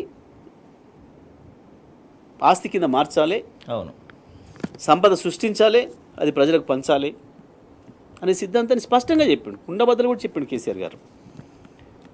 మీకు జ్ఞానం లేక, మీకు అవగాహన లేక, అనుభవం లేక, నేర్చుకునే అలవాటు లేక ఒక మూర్ఖత్వంతో పోయి మాట్లాడి చేసి వాళ్ళ బస్పాలవుతున్నారు. మీరు అప్పు చేయవద్దని మేము కూడా ఏమనలే. నువ్వు ఇంకా కూడా ఇవ్వాలి మా మీద వాగుతున్నావు. కేసీఆర్ అప్పు చేసిండు, సంవత్సరంలో నేను 2 లక్షల కోట్లు అప్పు చేసి కేసీఆర్ చేసిండు. కేసీఆర్ చేసిన దానికి అప్పు తెస్తే అది గట్టి నిలబెట్టినాం, చూపించినాం. ఎంత అప్పు తెచ్చినాం మేము, ఎంత ఆస్తి కూడా పెట్టినాం. తెలంగాణ రాష్ట్రం వచ్చే నాటికి మన రాష్ట్ర ప్రభుత్వం యొక్క ఆస్తి 5 లక్షల కోట్లు, అప్పు 70,000 కోట్లు. మేము ఇలా చేతికి ఇచ్చే నాటికి 15 లక్షల కోట్లు రాష్ట్ర ప్రభుత్వం యొక్క ఆస్తి, 4,17,000 కోట్లు అప్పు మేము ఇచ్చింది ఈ రాష్ట్రం. మేము రాష్ట్రం తీసుకునే నాటికి 2014 నాటికి మన బడ్జెట్ 60,000 కోట్లు, ఇవాళ 2.5 లక్షల కోట్లు. మన ఆదాయం అవాళ 50,000 కోట్లు చిల్లర, ఇవాళ 2,40,00,000, 60 లక్షలు మన ఆదాయం. ఎంత పెంచుకుంటూ వచ్చిండు కేసీఆర్. తెచ్చిన అప్పుతోని ఎట్లా ఆస్తులు నిర్మాణం చేసుకుంటూ వచ్చిండు, ఎట్లా సేవలు ఇచ్చుకుంటూ వచ్చిండు, ఎట్లా పెంచుకుంటూ వచ్చిండు. మన తలసరి ఆదాయం అవాళ 1,20,000, ఇవాళ 3,50,000. భారతదేశంలో ఎక్కడ జరిగినంత అంత స్పీడ్గా అభివృద్ధి చేసి తలసరి ఆదాయం పెంచి రాష్ట్ర ఆస్తిని పెంచి చేసిండు కేసీఆర్. రైట్. గత బీఆర్ఎస్ ప్రభుత్వ హయాంలో అప్పులు తీసుకొచ్చి ఒక సంపద సృష్టించాం. ఆ సంపద ఫలితాలన్నీ కూడా ప్రజలకు చేరుతున్నాయి. మళ్ళీ గత ప్రభుత్వం పైన, బీఆర్ఎస్ ప్రభుత్వం పైన అప్పులు తప్పులు తప్ప మరి ఏ మాట కూడా రావట్లేదు. ఈ 15 నెలల కాలంలో ఏమైనా అప్పు తీసుకొచ్చి ఏమైనా చూపించారా? ఒక పెద్ద ప్రాజెక్టు కానీ లేకపోతే సంక్షేమం కానీ గ్రౌండ్ అయిందంటే అది లేదు. సో అసలు నిజంగా అప్పులు చేసి ఏం చేసింది కాంగ్రెస్ ప్రభుత్వం అనేది? ఇక్కడ జగదీష్ రెడ్డి గారు ఇంత తీసుకొచ్చారు, ఓకే, ఇందాక మీరు అన్నట్టుగా, బట్ ఎక్కడ రిఫ్లెక్ట్ కావట్లేదు కదా, వాటికి సమాధానం ఏముంది వాళ్ళ దగ్గర? అదే ఇక్కడ ఇంకా సమస్య ఏంటంటే అప్పులు తెచ్చిండ్రు ఒకవైపు, ఆదాయం పడిపోయింది విచిత్రంగా. రాష్ట్ర ఆదాయం పడిపోయింది. కేసీఆర్ ఇచ్చిన పద్ధతుల్లో కరెంట్ 24 గంటలు ఇచ్చిపోతే 5 సంవత్సరాలు ఒక్క సెకండ్ ఆగకుండా రైతులతో సహా అందరికి ఇస్తే కరెంట్ ఇవ్వడంలో వెనుకబడిపోయింది. ఇప్పుడు కరెంట్ ఇస్తలేదు, రైతులకు కరెంటు కట్ అయిపోతుంది. లో వోల్టేజ్ హై వోల్టేజ్తో మూటలు కాలిపోతున్నాయి అడ్డగోలుగా. మళ్ళీ 2014 పరిస్థితి వచ్చింది. బ్రహ్మాండంగా భగీరథతో ఇంటింటికి మంచినీళ్ళు ఇస్తే మంచినీళ్ళు కూడా ఇవ్వలేకపోతున్నారు. ఎందుకు అర్థం కావట్లేదు. అన్ని రకాల వ్యవస్థల్ని నీట్గా చేసేసి ఆదాయం, స్థిరమైన ఆదాయాన్ని పెట్టిపోతే 2.5 లక్షల కోట్లకు ఇవాళ మొన్న జనవరి నాటికే కాగు రిపోర్ట్ ఇచ్చింది 13,000 కోట్ల ఆదాయం తగ్గిపోయింది అని. బహుశా ఇవాళకి 15,000 కోట్లకు దాటి ఉంటుంది. అది అవును అవును ఇంకెక్కువ అయి ఉంటుంది. అసలు ఇది ఎక్కడికి పోతుంది అనేది చర్చ. ఆదాయం ఎందుకు తగ్గింది? మిగతా చేయొస్తలేదు, చేయలేదు. ఆదాయం ఎందుకు పోతుంది, ఏం జరుగుతుంది అని అంటే ఎక్సైజ్ ఆదాయం కావచ్చు, మైన్స్ ఆదాయం కావచ్చు, ప్రధానంగా వీళ్ళ జేబులకు పోతుంది. కాంగ్రెస్ పార్టీ మంత్రులు, నాయకుల జేబులకు పోతుంది. ఇసుక మనం వచ్చే నాడు తెలంగాణ రాష్ట్రం ఏర్పడ్డ నాటికి 10 కోట్ల రూపాయలు ఇసుక మీద వచ్చే ఆదాయం, మనం దిగిపోయే నాటికి 2,000 కోట్ల రూపాయలు తీసుకొచ్చాం ఆదాయం. ఇవాళ మొత్తం పడిపోయింది. మళ్ళీ మొత్తం తినేస్తున్నారు, తెగబడి ఇసుక తింటున్నారు మొత్తం. కాళేశ్వరం నీళ్ళు ఇవ్వకపోవడానికి కారణం అది కూడా ఒకటి. ఇసుక అమ్ముకునే దానికి అలవాటు పడ్డారు. మొత్తం కాళేశ్వరం కింద ఉన్న ప్రాజెక్టుల నుంచి ప్రభుత్వ ఆదాయం పోతుంది. అంటే కాంగ్రెస్ పార్టీ నాయకుల జేబులు నిండుతున్నాయి, రాష్ట్ర ప్రభుత్వ ఆదాయం తగ్గుతుంది. జరుగుతున్నది ఇది. ప్రభుత్వం పరిపాలన చేతగాక, తెలియక, మూర్ఖత్వంతో, ఎవడి స్వార్థం వాడు, ఒక ప్రణాళిక లేదు. అసలు ఒక మాటలు చెప్పాలంటే ముఖ్యమంత్రి అంటోనికి ఒక విజన్ లేదు, ఒక ప్లాన్ లేదు, అంతకు మించి ప్రజల పట్ల కమిట్మెంట్ లేదు. ఫస్ట్ ప్రజలంటే ప్రేమ లేదు. అధికారం అనేది కేవలం దందాలు చేసుకోవడానికి, డబ్బులు సంపాదించుకోవడానికి, తనకు, తన దావేదారులకు, కుటుంబ సభ్యులకు అనే భావనతో ఉన్నాడు. ఓకే. చాలామంది మంత్రులు అంటుంటారు, సీనియర్ మంత్రులు మేము ఎప్పుడన్నా కలిసినప్పుడు, ఎక్కడైనా ఎదురైనప్పుడు, ఏది మీరు చెప్పడం లేదా, ఎందుకు ఇట్లా రాంగ్ పోతుంది అని అంటే, ఎవరు చెప్తాడన్నా వినడు, ఎవరు చెప్పినా వినడు, సలహా తీసుకోవడం ఇష్టం ఉండదు, మాతో మాట్లాడడం ఇష్టం ఉండదు అని చెప్తుంటారు వాళ్ళు. అటువంటి భావన, దాంతో ఈ రకమైన పరిస్థితులు వస్తున్నాయి. ఉన్నాయి ఉండంగా కొత్త సమస్యలు తెచ్చుకొచ్చాడు, కొత్త పంచాయతీలు తెచ్చుకోవడం, ఓకే, అక్కర్లేని పనుల జోలికి పోవడం. నిజమే, నీవు ఫార్మాసిటీ బ్రహ్మాండంగా 13,000 ఎకరాలు ఆడ పెట్టి ఉంది, దాంట్లో పెట్టుకోవాల్సి ఉంటుంది ఫార్మా. దేనికి ఇంకా కొత్తవి కావాలి ఇప్పుడు? మళ్ళీ ఎందుకు ప్రజల జోలికి పోయి వాళ్ళని కొట్టి, వాళ్ళని చంపి, వాళ్ళని జైల్లో పెట్టి ఎందుకు చేయాలి? దేని కొరకు ఇది? సో అంటే ఉన్న వ్యవస్థల్ని కొనసాగించొద్దు అని బాగా ఏం మూర్ఖత్వం ఎట్లుంటాడు? అదే ఒక తెలివి తక్కువ. మొన్న మీరు కూడా ఒక చాలా కంటతడి పెట్టుకున్నారు జగదీష్ రెడ్డి గారు, అందరికి చాలా బాధ అనిపించింది. రైతుల పంట పొలాలు ఎండిపోతుంటే కాళేశ్వరం మాకనివ్వండి, మేము 3-4 రోజులలో నీళ్ళు చూపిస్తామని మీరు సవాల్ కూడా చేశారు. నేను చేసిన, నిన్న సభలో కూడా అదే చెప్దాం అనుకున్నా. బయటనే కాదు, నేను సభలో చెప్పాలనుకున్నాను. నేను, నాకు అవకాశం పోయింది. కానీ ఇవాళ కూడా మేము సిద్ధంగా ఉన్నాం. కేసీఆర్కి అప్పచెప్పండి, 3 రోజులలోనే ఉత్తమ్ కుమార్ రెడ్డి నియోజకవర్గానికి కూడా చివరిది, ఆయన నియోజకవర్గంలో చివరి విలేజ్ వస్తుంది మాకు, ఎస్ఆర్ఎస్పీ ప్లేస్ 2 చివరికి నేలమర్రి అనే గ్రామం వస్తుంది మునగాల మండలంలో. అట్లాగే మోతే మండలంలో సిరికొండ, హుసేనాబాద్, నామవరం, ఇంకా ఇతర గ్రామాలు అనేక తండాలు వస్తాయి. ఆ నడుగూడ మండలంలో 3-4 గ్రామాలు వస్తాయి. అక్కడి కూడా నీళ్ళు ఇస్తాము అని చెప్పిన. ఎందుకంటే కాళేశ్వరం ఇంటాక్ట్ ఉంది, ఎక్కడ చిన్న నష్టం కాలే కాళేశ్వరంకి. అది ఎస్ఎల్బీసీ లాగా ఏం కూలిపోలే, కుంగిపోలే. ఒకటే ఒక్క పిల్లర్ మేడిగడ్డలో 6 ఫీట్ వంగింది, 80 పిల్లర్లలో ఒకటి. దాంతో ఇబ్బంది ఏం లేదు, దానివల్ల వచ్చిన నష్టం ఏం లేదు. ఇప్పుడు గోదావరి ఇంకా ప్రవహిస్తుంది. ఆ గోదావరి నీళ్ళని తీసుకొచ్చేసేసి కన్నెపల్లి పంప్ హౌస్లో తీసుకొస్తే ఇప్పుడు కూడా లిఫ్ట్ చేయొచ్చు. అందుకే 3 రోజుల్లో చేస్తామని చెప్పిన. ఏ వ్యవస్థలు ఏది లేదు సోయి, కేవలం ఎవరన్నా మాట్లాడితే కేసులు పెట్టాలి. నేను చేసే దోపిడికి ఎవడు కూడా అడ్డం రావద్దు, మాట్లాడొద్దు, నా వైపు ఎవడు చూడొద్దు. ఇది భావన. పరిపాలన చేతగాక, అనుభవం లేక అనే ఒకవైపు అయితే, అన్నిటికీ మించి ప్రధానంగా ప్రజల పట్ల కమిట్మెంట్ లేకపోవడము, ప్రజల పట్ల ప్రేమ లేకపోవడము. మేము ఇక్కడ ఉన్నది ట్రస్టీలుగా ఉన్నాం, ప్రజలు ఓట్లేసి గెలిపిస్తే మనం ఇక్కడ ఉన్నాం, మనం ప్రజలకు జవాబుదారీ అనే సోయి కూడా లేకపోవడం. అధికారం అంటే ఏందో తన తెలివితో వచ్చిందని, అదేదో నేను దొంగతనం చేసి తెచ్చుకున్నాని ఓ పిచ్చి భావనలో ఉన్నాడు. అది ఎప్పటికుంటుందనే భావనలో ఉన్నాడు. అసలు మనం ఎన్ని రోజులు ఉంటామో 5 ఏళ్ళకు మళ్ళీ ప్రజల కాడికి పోవాలి, ప్రజలు నడుపుకోవాల్సిన బిచ్చగాండ్లమే, ఓటాడుకోవాల్సినవి అనే సోయి లేదు. మనం ప్రజలు నచ్చే పద్ధతుల్లో, ప్రజలు మెచ్చే పద్ధతుల్లో పని చేస్తేనే మళ్ళీ అవకాశం ఇస్తారనే సోయి లేదు. ఆ అహంకారం కనబడుతుంది. ఇందాక మీరు మేడిగడ్డ పిల్లర్ కుంగుబాటు గురించి మాట్లాడారు. సో ఆయన ఒక మేడిగడ్డ గురించి కాదు, మొత్తం కాళేశ్వరం ప్రాజెక్టే మొత్తం కూలిపోయింది. అది కాళేశ్వరం కాదు, కూలేశ్వరం అనేది మొన్న కూడా రీసెంట్గా కూడా ముఖ్యమంత్రి అదే మాట్లాడారు. మూర్ఖత్వం. అంటే తన రాష్ట్రంలోని ప్రాజెక్టును తను అట్లా కింద స్థాయి దిగజార్చి మాట్లాడితే అట్లా ఇంక చాలా ఉన్నాయి రాజకీయం. ఒకటే కాదు, ఢిల్లీ పోయి ఇజ్జత్ తీసి వచ్చే పనులు, లావోస్ పోయి ఇజ్జత్ తీసి వచ్చే పనులు, రాంది వచ్చినట్టు మాట్లాడే ప్రయత్నము, ఎంత పరువు తీసిండు తెలంగాణది. ఒకటి కాదు, 2 కాదు. మొన్న ఇండియా టుడే దాంట్లో పోయి అక్కడ 500 కోట్లు లేవు, మిగతలేవు, నేను ఏం పని చేసుకోవడానికి ఇంక తెలుస్తలేదు.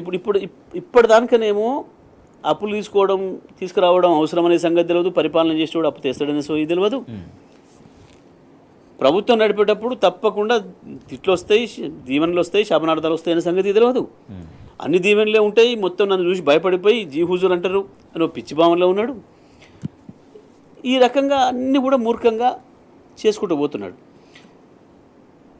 బయటికి పోయి మాట్లాడేటప్పుడు నువ్వు నీ రాష్ట్రం యొక్క ఆర్థిక పరిస్థితి గురించి తప్పుగా మాట్లాడితే దాని ప్రభావం అప్పుల మీద పడుతుంది. ఇక నెక్స్ట్ తెలుస్తుంది. ఈ బడ్జెట్ తర్వాత ఈ పెళ్లి కొడుకు అర్థమవుతుంది. ఇక అప్పు ఎట్లా దొరుకుతుందో, ఎట్లా రేపు నడపాలనో ప్రభుత్వాన్ని అర్థమవుతుంది. ఇప్పుడు ఎందుకో నిజాలు నిలుస్తున్నట్టున్నాయి. వారం రోజుల నుంచి వెళ్ళి పరేషాన్ కనబడుతున్నాడు. ఆ ఫ్రస్ట్రేషన్లోనే మొన్న కేసీఆర్ గారి గురించి అట్లా నోటుకు వచ్చినట్టు చెత్త మాట్లాడిండు.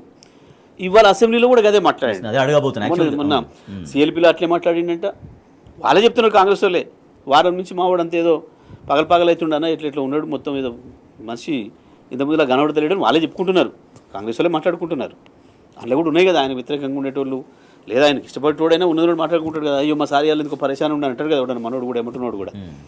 ఆ వాతావరణానికి వచ్చింది. ఇప్పుడు నేనేమంటున్నా, దాని నుంచి గుణపాఠం నేర్చుకోవాలి. నువ్వు పెద్ద స్థాయిలో ఉన్నావు, గొప్ప అదృష్టం, 4 కోట్ల మంది ప్రజలకు వాళ్ళ జీవితాల్ని ప్రభావితం చేయగలిగిన ఒక పొజిషన్లో ఉన్నావు. ఎప్పటికి ఉండదు.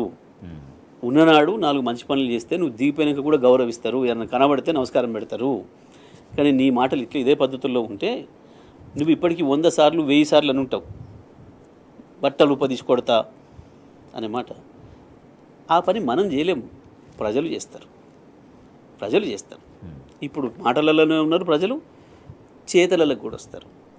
కానీ ఇవాళ ఒక వివరణ ఇచ్చే ప్రయత్నం ఏదో చేశారు. నేను వ్యక్తిగతంగా కేసీఆర్ గారు అనలేదు, నేను జనరల్గా పార్టీ గురించి అన్నాను అనేది ఏదో మాట్లాడే ప్రయత్నం చేసింది. సంతోషం. బట్ క్షమాపణ డిమాండ్ చేస్తున్నారు. ఇంకా ఆ మార్పు వస్తే కనీసం మార్పు మొదలైంది అనుకుందాం.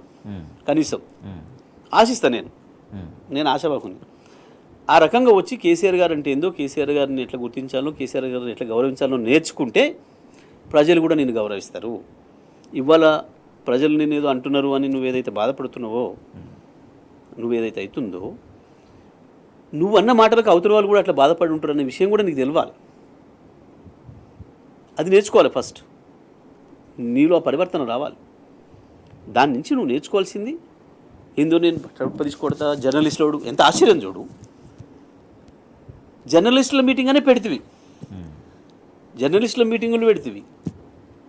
నా జర్నలిస్టు సోదరులకు ఇట్లా అట్లా అని ఉపన్యాసాలు ఇచ్చేస్తేవి, సోషల్ మీటింగ్లు పెడితేవి, వాళ్ళకి ధన్యవాదాలు చెప్పొస్తేవి. ఇప్పుడు ఎవడు సోషల్ మీడియా, ఎవడు జర్నలిస్టు, వీని బట్టలు ఉడదీస్తా, వాని బట్టలు ఉడదీస్తా, ఎవరిని ఉడదీస్తావు? ఎన్ని లక్షల మంది మాట్లాడుతున్నారు ఆ మాట. వచ్చింది ఒకరిద్దరిదే కావచ్చు బయటలు, అవును కదా, లక్షలాది కోట్లాది మంది ప్రజల మనసుల్లో అవే భావనలు ఉన్నాయి. ఒకరు ఒక పదంతో వాడవచ్చు, ఒకరు పదంతో. ఇప్పుడు నువ్వు విమర్శ చేస్తున్నావు, నీ భాష నువ్వు వాడుతున్నావు, నేను విమర్శ చేస్తున్నా, నాకు వచ్చిన భాష నేను వాడుతున్నా, వాళ్ళు కూడా వాళ్ళకు వచ్చిన భాషలో నేను విమర్శ చేస్తున్నారు. తిట్టడం అంటే వాళ్ళు కూడా అంటారు. ఇప్పుడు వాళ్ళకు కూడా అవకాశం ఈ మైకి. నేను ఇట్లా అనలే, రేవంత్ రెడ్డి ఇట్లా అనుకున్నా, ఇట్లా అనాలనుకున్నా, నా బాధ చెప్పినా చెప్తారు, వాళ్ళు కూడా వివరణ ఇవ్వగలుగుతారు. అంతే కదా. మరి నువ్వు నీకేముంది అని వాళ్ళకు ఉండదా? నీకెంత ఉందో వాళ్ళకు ఉంటుంది, నీకంటే వాళ్ళకి ఎక్కువ ఉంటుంది, నీ మీద వాళ్ళకి హక్కు ఉంది అనడానికి. ఇది గుర్తుపెట్టుకోవాలి. రేవంత్ రెడ్డి గుర్తుపెట్టుకోవాల్సిన విషయం, ప్రజలకు మన మీద హక్కు ఉంది అనటానికి. పబ్లిక్లో నిలబడితే ఏమైనా అంటామనే మాట శ్రీశ్రీ చెప్పిండు. పబ్లిక్లో నిలబడితే ఏమంటాం, ప్రైవేట్గా ఉంటే నీ బతుకు నీది అంతే. కానీ ఒక్కసారి పబ్లిక్లోకి వచ్చి నిలబడిన తర్వాత, ఓటు వేయమని చెప్పి బిచ్చమెత్తుకున్న తర్వాత తప్పకుండా ప్రజల ఆస్తి అయిపోతాం. మనం ప్రజలకు హక్కు ఉంది, మనం విమర్శించే హక్కు ఉంటుంది తప్పకుండా. నువ్వు నన్ను పొగిడితే ఏం లేదు, కానీ నన్ను తేడితే మాత్రం నీ తోలు తీస్తా, నీ బట్టలు ఇస్తా, ఇటువంటి మానుకోవాలి. ఎప్పటికైనా ఆ తెలివితో ఒక మాటలు మానుకోవాలి. రైట్గా ప్రజలకి ముఖ్యమంత్రిని ప్రశ్నించే అధికారం ఉంటుంది, హక్కు ఉంటుంది. కానీ డెఫినెట్గా వాళ్ళు ఎందుకు తిడుతున్నారనేది ఆలోచించుకోవాలి. తర్వాత ప్రజల యొక్క స్పందన తెలుసుకోవాలనేది జగదీష్ రెడ్డి గారు సూచిస్తున్నారు. సీఎం అన్నప్పుడు జవాబుదారీగా ఉండాలి. ప్రజల నుంచి వచ్చేటువంటి మంచే కాదు చెడు అంటే ఎందుకు ఆ రకంగా మాట్లాడుతున్నా అర్థం చేసుకోవాలి. కానీ ఇంకా కూడా మళ్ళీ ప్రజలను అవమానించే విధంగా మళ్ళీ బట్టలు ఇప్పదిస్తాం, కొడతాం, ఇటువంటి మాటలు మళ్ళీ కూడా ముఖ్యమంత్రి మాట్లాడడం పట్ల సర్వత్రా మరుగున విమర్శలు వస్తున్నాయి. రైట్, జగదీష్ రెడ్డి గారు, మరొక విషయం తీసుకుంటే ఢిల్లీకి పోవడం గురించి కూడా ఇవాళ ముఖ్యమంత్రి మాట్లాడారు. నేను 32 సార్లు కాదు, అవసరమైతే 300 సార్లు పోతా తెలంగాణ కోసం, తెలంగాణ ప్రజల కోసం. ఢిల్లీకి అనేక సందర్భాల్లో వెళ్ళినా, తెలంగాణకు కావాల్సినవి తీసుకొచ్చినా, చాలా వరకు సాధించగలిగిన. ఇది సీఎం రేవంత్ రెడ్డి చెప్పే మాట. మరి ఆయనే చెప్పే కదా, మొన్న ₹1 లేదు, ఇప్పటివరకు కిషన్ రెడ్డి రూపాయి రాలేదు, ఛాలెంజ్ కూడా చేసిండు. మాకు న్యాయం రావాల్సింది కాకుండా పైన ₹1 కనుక ఢిల్లీ నుంచి ఇచ్చినట్టు చూపించినా నేను దేనికైనా సిద్ధమని చెప్పి మన ఇక్కడ ఛాలెంజ్ చేసినట్టు చూసిన నేను. ఆయనే చెప్పిండు, ఢిల్లీ నుంచి రాలేదని అంటుంది ఆయనే, తెచ్చిన అంటుంది ఆయనే. దీన్ని ఎట్లా చూడాలి ప్రజలు, ఏమనుకోవాలి ప్రజలు? నువ్వు ఏం చెప్తే అదే నమ్మేస్తారు, ఏం చెప్తే అది వినాల్సిందే. ఇక ప్రజలు అమాయకంగా, ప్రజలకు మైండ్ ఉంది కదా, చైతన్యం ఉంటుంది కదా, దానికి పోల్చుకుంటారు కదా, ఆలోచిస్తారు కదా. నీకు నువ్వే కాంట్రడిక్షన్ చూపించుకుంటున్నావు. ఏం తెచ్చిండు? మనం చూడంగా, ప్రజలు చూడంగా రొటీన్కి వచ్చింది కాకుండా, నేను ఢిల్లీ పోవడం వల్ల, ప్రధానమంత్రిని కలవడం వల్ల, కేంద్ర మంత్రి ఇది వచ్చింది, ప్రధానమంత్రిని కలవడం వల్ల ఇది వచ్చింది అని చెప్పడానికి ఏదైనా ఒక్కటి ఉందా? ఒక్కటంటే ఒక్కటి చెప్పాలి కదా. అదే అసెంబ్లీలు చెప్తే పోయేది కదా. 32 సార్లు పోయినప్పటికి ఇంత తెచ్చినా ₹32 కాదు కదా, 32 పైసలు కూడా తెలియదు. 32 పైసలు కూడా తెలియదు. కిషన్ రెడ్డి అడ్డం పడుతున్నారు. ప్రధానమంత్రికి అయితే తెలంగాణ పట్ల సానుకూలత ఉంది అనేది కూడా ప్రధానమంత్రిని సమర్థిస్తూ కిషన్ రెడ్డిని విమర్శించేటువంటి అసలు విషయం కాదు. మొన్నటిసారి ప్రధానమంత్రి దగ్గరికి వచ్చిన తర్వాత స్పష్టమైన మార్పు కనపడ్డది. ఎందుకంటే బట్టి వ్యక్తుల మార్పు లేకుండా మొదటిసారిగా పోయిండు. ప్రధానమంత్రితోని పర్సనల్గా మాట్లాడే అవకాశం మొన్న వచ్చింది. ఏం ఒప్పందం చేసుకొచ్చుకున్నాడో, ఏం చేసుకున్నాడో మొత్తానికి రావడమే మొదలుపెట్టిండు. కిషన్ రెడ్డి అట్లా, ప్రధానమంత్రి ఇస్తేనన్నా సైంధవుడిలాగా అడ్డుపడుతున్నాడు అన్నమాట. అది ఏంటిదో కూడా చెప్పాలి కదా ప్రజలకు. ప్రధానమంత్రి తీసిండు, ఇట్లా నాకు ఇవ్వబోతుంటే మధ్యన కిషన్ రెడ్డి వచ్చి గుంజుకపోయిండు అని చెప్పాలి కదా, ఏంటిదో చూపించాలి కదా. అది నీకు ఇస్తానన్నది ఏందో ప్రధానమంత్రి, ఆయన గుంజుకపోయింది ఏందో చెప్పాలి కదా ప్రజలకు. చెప్తే ప్రజలు కిషన్ రెడ్డి నిలదీస్తారు కదా. ఏం చెప్పినావు? కిషన్ రెడ్డి బహుశా అడ్డుపడుతున్నట్టుండి, మరి ఈయన బీజేపీ పోవడానికి ప్రయత్నం చేస్తున్నాడో, ప్రధానమంత్రి ఏం మాట్లాడుకున్నాడో, ఆ ప్రైవేట్ విషయాలకి ఏమైనా అడ్డం పడుతున్నాడేమో కిషన్ రెడ్డి. కానీ రాష్ట్రానికి ఈయన ఏదో తెస్తానంటే కిషన్ రెడ్డి అడ్డం పట్టి ఏడ కనపడలేదు. అసలు కిషన్ రెడ్డికి గంత శక్తి కూడా లేదు. పేరుకి ఏదో కేంద్ర మంత్రి పెట్టారు, కానీ కిషన్ రెడ్డి అంటూ నిజంగానే ఈ రాష్ట్రానికి ఒక పైసా తెచ్చింది లేదు, అది వాస్తవం. కానీ ఈయన తెస్తుంటే అడ్డం పడడం అనేది ఏందో, ఈ రాష్ట్రం ఏందో చెప్పాలి ముఖ్యమంత్రి. ఇప్పుడు ఈయన తెస్తానన్నది ఏంది, ప్రధానమంత్రి ఈయనకి ఇస్తానన్నది ఏంది, కిషన్ రెడ్డి అడ్డుకున్నది ఏంది చెప్పాల్సిన బాధ్యత ముఖ్యమంత్రి పైన ఉంది. గాలి మాటలు మాట్లాడడం కాదు. కిషన్ రెడ్డి విషయంలో మాకు కూడా ఉన్నది, మా అభ్యంతరాలు ఉన్నాయి మాకు. పోయినసారి గన్నేళ్ళు కేంద్ర మంత్రిగా ఉంటే మొత్తంలో ఆయన చేసింది కేవలం సికింద్రాబాద్ రైల్వే స్టేషన్లో పాతది ఒకటి అది లిఫ్ట్ బాగా పాతది అయిపోతే తీసేసి కొత్తది పెడితే దాని ప్రారంభోత్సవం చేసింది. దాన్ని పట్టుకొచ్చి పాత దానికి సున్నాలు వేసేసి దాన్ని బాగు చేస్తే దాని ప్రారంభోత్సవాలు పెట్టిండ్రు. కిషన్ రెడ్డి చేసింది గత 5 సంవత్సరాల కాలంలో కూడా మేము ప్రభుత్వంలోనే ఉన్నాడు, ఆయన కూడా గంతే చేసిండు, ఆయన గంతకంటే ఎక్కువ చేయలేదు. కిషన్ రెడ్డికి తేవడమే చేత కానీ కిషన్ రెడ్డి ఆపడం చేతనవుతుందా? అయింది ఒకవేళ నీ మాట ప్రకారం, మాకు తెలియదు, మీకు తెలిసి ఉంటే, ఎందుకంటే బీజేపీ రాష్ట్రాలు నీకే తెలుసు బాగా, ఎందుకంటే బీజేపీతో అంత ఘాటు సంబంధాలు మాకు లేవు. మన స్వయంగా ధర్మపురి అరవింద్ ఎంపీ కూడా వెల్కమ్ చేశారు కదా బీజేపీలోకి రమ్మని. లేవు, మాకు లేవు. బడే బాయ్ అనేది నువ్వే, గుజరాత్ మోడల్ అనేది నువ్వే. కేసీఆర్ నీకు తెలివి లేక ఢిల్లీ నుంచి తేలేకపోయినావు, నేను చూడు ఇప్పుడు ఎట్ట తెస్తున్నావు, నాకు ఎంత తెలివి ఉంది, నేను తెస్తా చూడు అని చెప్పినావు నువ్వే. సంతోషపడడం తెస్తే ఒకలే మంచిది అనుకున్నాం. ఏది నీ 32 పర్యటనలది 32 రూపాయలు ఏవి? ఇప్పుడు కిషన్ రెడ్డి మీద మాట్లాడితే నువ్వు కిషన్ రెడ్డి అడ్డుపడ్డాడంటే గాలి మాటలు కాదు, చెప్పాలి. ఎస్, కిషన్ రెడ్డి పలాంది ప్రధానమంత్రి సంతకం పెడుతుంటే కిషన్ రెడ్డి వచ్చి పెన్ను గుంజుకున్నాడు, లేదా ప్రధానమంత్రి తీసిన జోలికెళ్ళి ఇస్తుంటే ఈయన వచ్చి చేయి కొట్టేసిండు. ఏందో చూయించు, నువ్వు ఎక్కడో చూయించు పలాంది అని. ఒక్క మాట మోడీ మీద ఇంతవరకు మాట్లాడలేదు నువ్వు, ఒక్కరోజు కూడా. కాంగ్రెస్ పార్టీ పిలిపించి ఈడీ ఆఫీస్కి పోయి ధర్నా చెప్పమంటే ఈడీ ఆఫీస్కి పోయి మళ్ళీ ఆవేశం లెక్క తిప్పుకొచ్చి కేసీఆర్ చుట్టూ తిప్పినావు, కేసీఆర్ తిట్టినావు. ఆ తర్వాత రాజ్భవన్ ముందట నిరసనలు ఆల్ ఇండియా కాంగ్రెస్ పార్టీ తీసుకొని పొమ్మంటే పోయి మొత్తం ట్రాఫిక్ జామ్లు చేసుకుంటే గంట సేపు పోయి ఆడిపోయిన తర్వాత మళ్ళీ కేసీఆర్ని తిట్టినావు. వాళ్ళేం మోడీని విమర్శ చేయవా నువ్వు, మోడీ మీద మాట్లాడమని చెప్పి వాళ్ళు పంపిస్తే ఆడిపోయి కేసీఆర్ మీద మాట్లాడినావు 2 చోట్ల కూడా. ఎందుకు మోడీ మంచిగా ఉన్నాడు, నీకు మంచివాడు, ఎందుకు కిషన్ రెడ్డి చెడ్డోడు? ఏం లేదు, బీజేపీ మీద నువ్వు విమర్శలు చేస్తలేవు అని చెప్పి రిపోర్ట్స్ పోతున్నాయి పైకి. వీళ్ళ అధిష్టానానికి వాళ్ళకు ఉండే వేగులు వాళ్ళకు ఉంటారు, అవును కదా. దాని నుంచి వెళ్ళి డైవర్ట్ చేయడం కొరకు అని చెప్పి కిషన్ రెడ్డి మీద దాడి చేస్తే నేను బీజేపీ మీద దాడి చేసినట్టే. వాళ్ళు చాలా అమాయకులు పాపం. బీజేపీ పైన కేంద్రంలో వాళ్ళ నాయకుడు రాహుల్ గాంధీ, ఆయనకి ఏముంది చూపించేసేసి నేను తిట్టేసుడు బీజేపీ నాకు చెప్పుకుంటే సరిపోద్ది అంటే వాళ్ళ నాయకుడు స్థాయి గట్ల ఉంది అని అంచనా వేస్తున్నాడు ఆయన. ఇక్కడ ప్రజల్ని ఒక్కసారి మోసం చేసినట్టు వాళ్ళని అధిష్టానాన్ని కూడా ఎన్నిసార్లు అయినా మోసం చేసిన భావనతో మాట్లాడుతున్నట్టు తప్ప ఏది స్పెసిఫిక్గా లేదు. అంటే తెలంగాణ గాలి మాటలు, గాలి వేషాలు, గాలి చేష్టాలు తప్ప ఇంకొకటి కనబడతాయి. తెలంగాణ ఏర్పాటు ప్రక్రియనే అనేక సందర్భాల్లో ప్రధానమంత్రి నరేంద్ర మోడీ బహిరంగంగా తప్పుపట్టారు. అటువంటి వ్యక్తి తెలంగాణకు సానుకూలంగా ఉన్నాడు అని సీఎం రేవంత్ రెడ్డి చెప్పడంలో ఉన్నటువంటి ఆంతర్యం, లోపలి భావం ఇవన్నీ ఒక్కటైతే ఉంది. ఈయనకు సానుకూలంగా ఉన్నాడు అనేది వాస్తవం. రేవంత్ రెడ్డికి సానుకూలంగా ఉన్నాడు తప్ప తెలంగాణకి ఎన్నడూ లేడు మోడీ, ఎప్పుడు కూడా ఉండడు. అది ఆయన అనేక సందర్భాల్లో నిరూపించుకున్నాడు. తెలంగాణ పట్ల అనేక సందర్భాల్లో విషయంగా ఎక్కిండు, అనేక సందర్భాల్లో తెలంగాణ ఏర్పాటును వ్యతిరేకించిండు. అన్నీ ఉన్నాయి ఆయనకు ఉండేది ఆయనకు ఉంది. ఓకే, కాంగ్రెస్ ముఖ్యమంత్రిగా మోడీని ఇప్పుడు కోరగలవు ఎన్నిసార్లు, ఈయన కలిసిన ఎన్నిసార్లు. ఎవరు కూడా నాకు బడేబాయ్ అని చెప్పలే కాంగ్రెస్ ముఖ్యమంత్రులు, ఎవరు కూడా మాకు గుజరాత్ మోడల్ అని చెప్పలే కాంగ్రెస్ ముఖ్యమంత్రులు. ఈయన ఒక్కడే చెప్పిండు. అంటే ఏంది, ఇప్పటికీ వచ్చిన అప్పులు వాస్తవానికి అసలు రహస్యం ఏంటంటే ఇందులో ఇప్పుడు వచ్చిన అప్పులు చాలా అప్పులు కూడా మనం ఉంటే రానిచ్చేవాడు కదా మోడీ.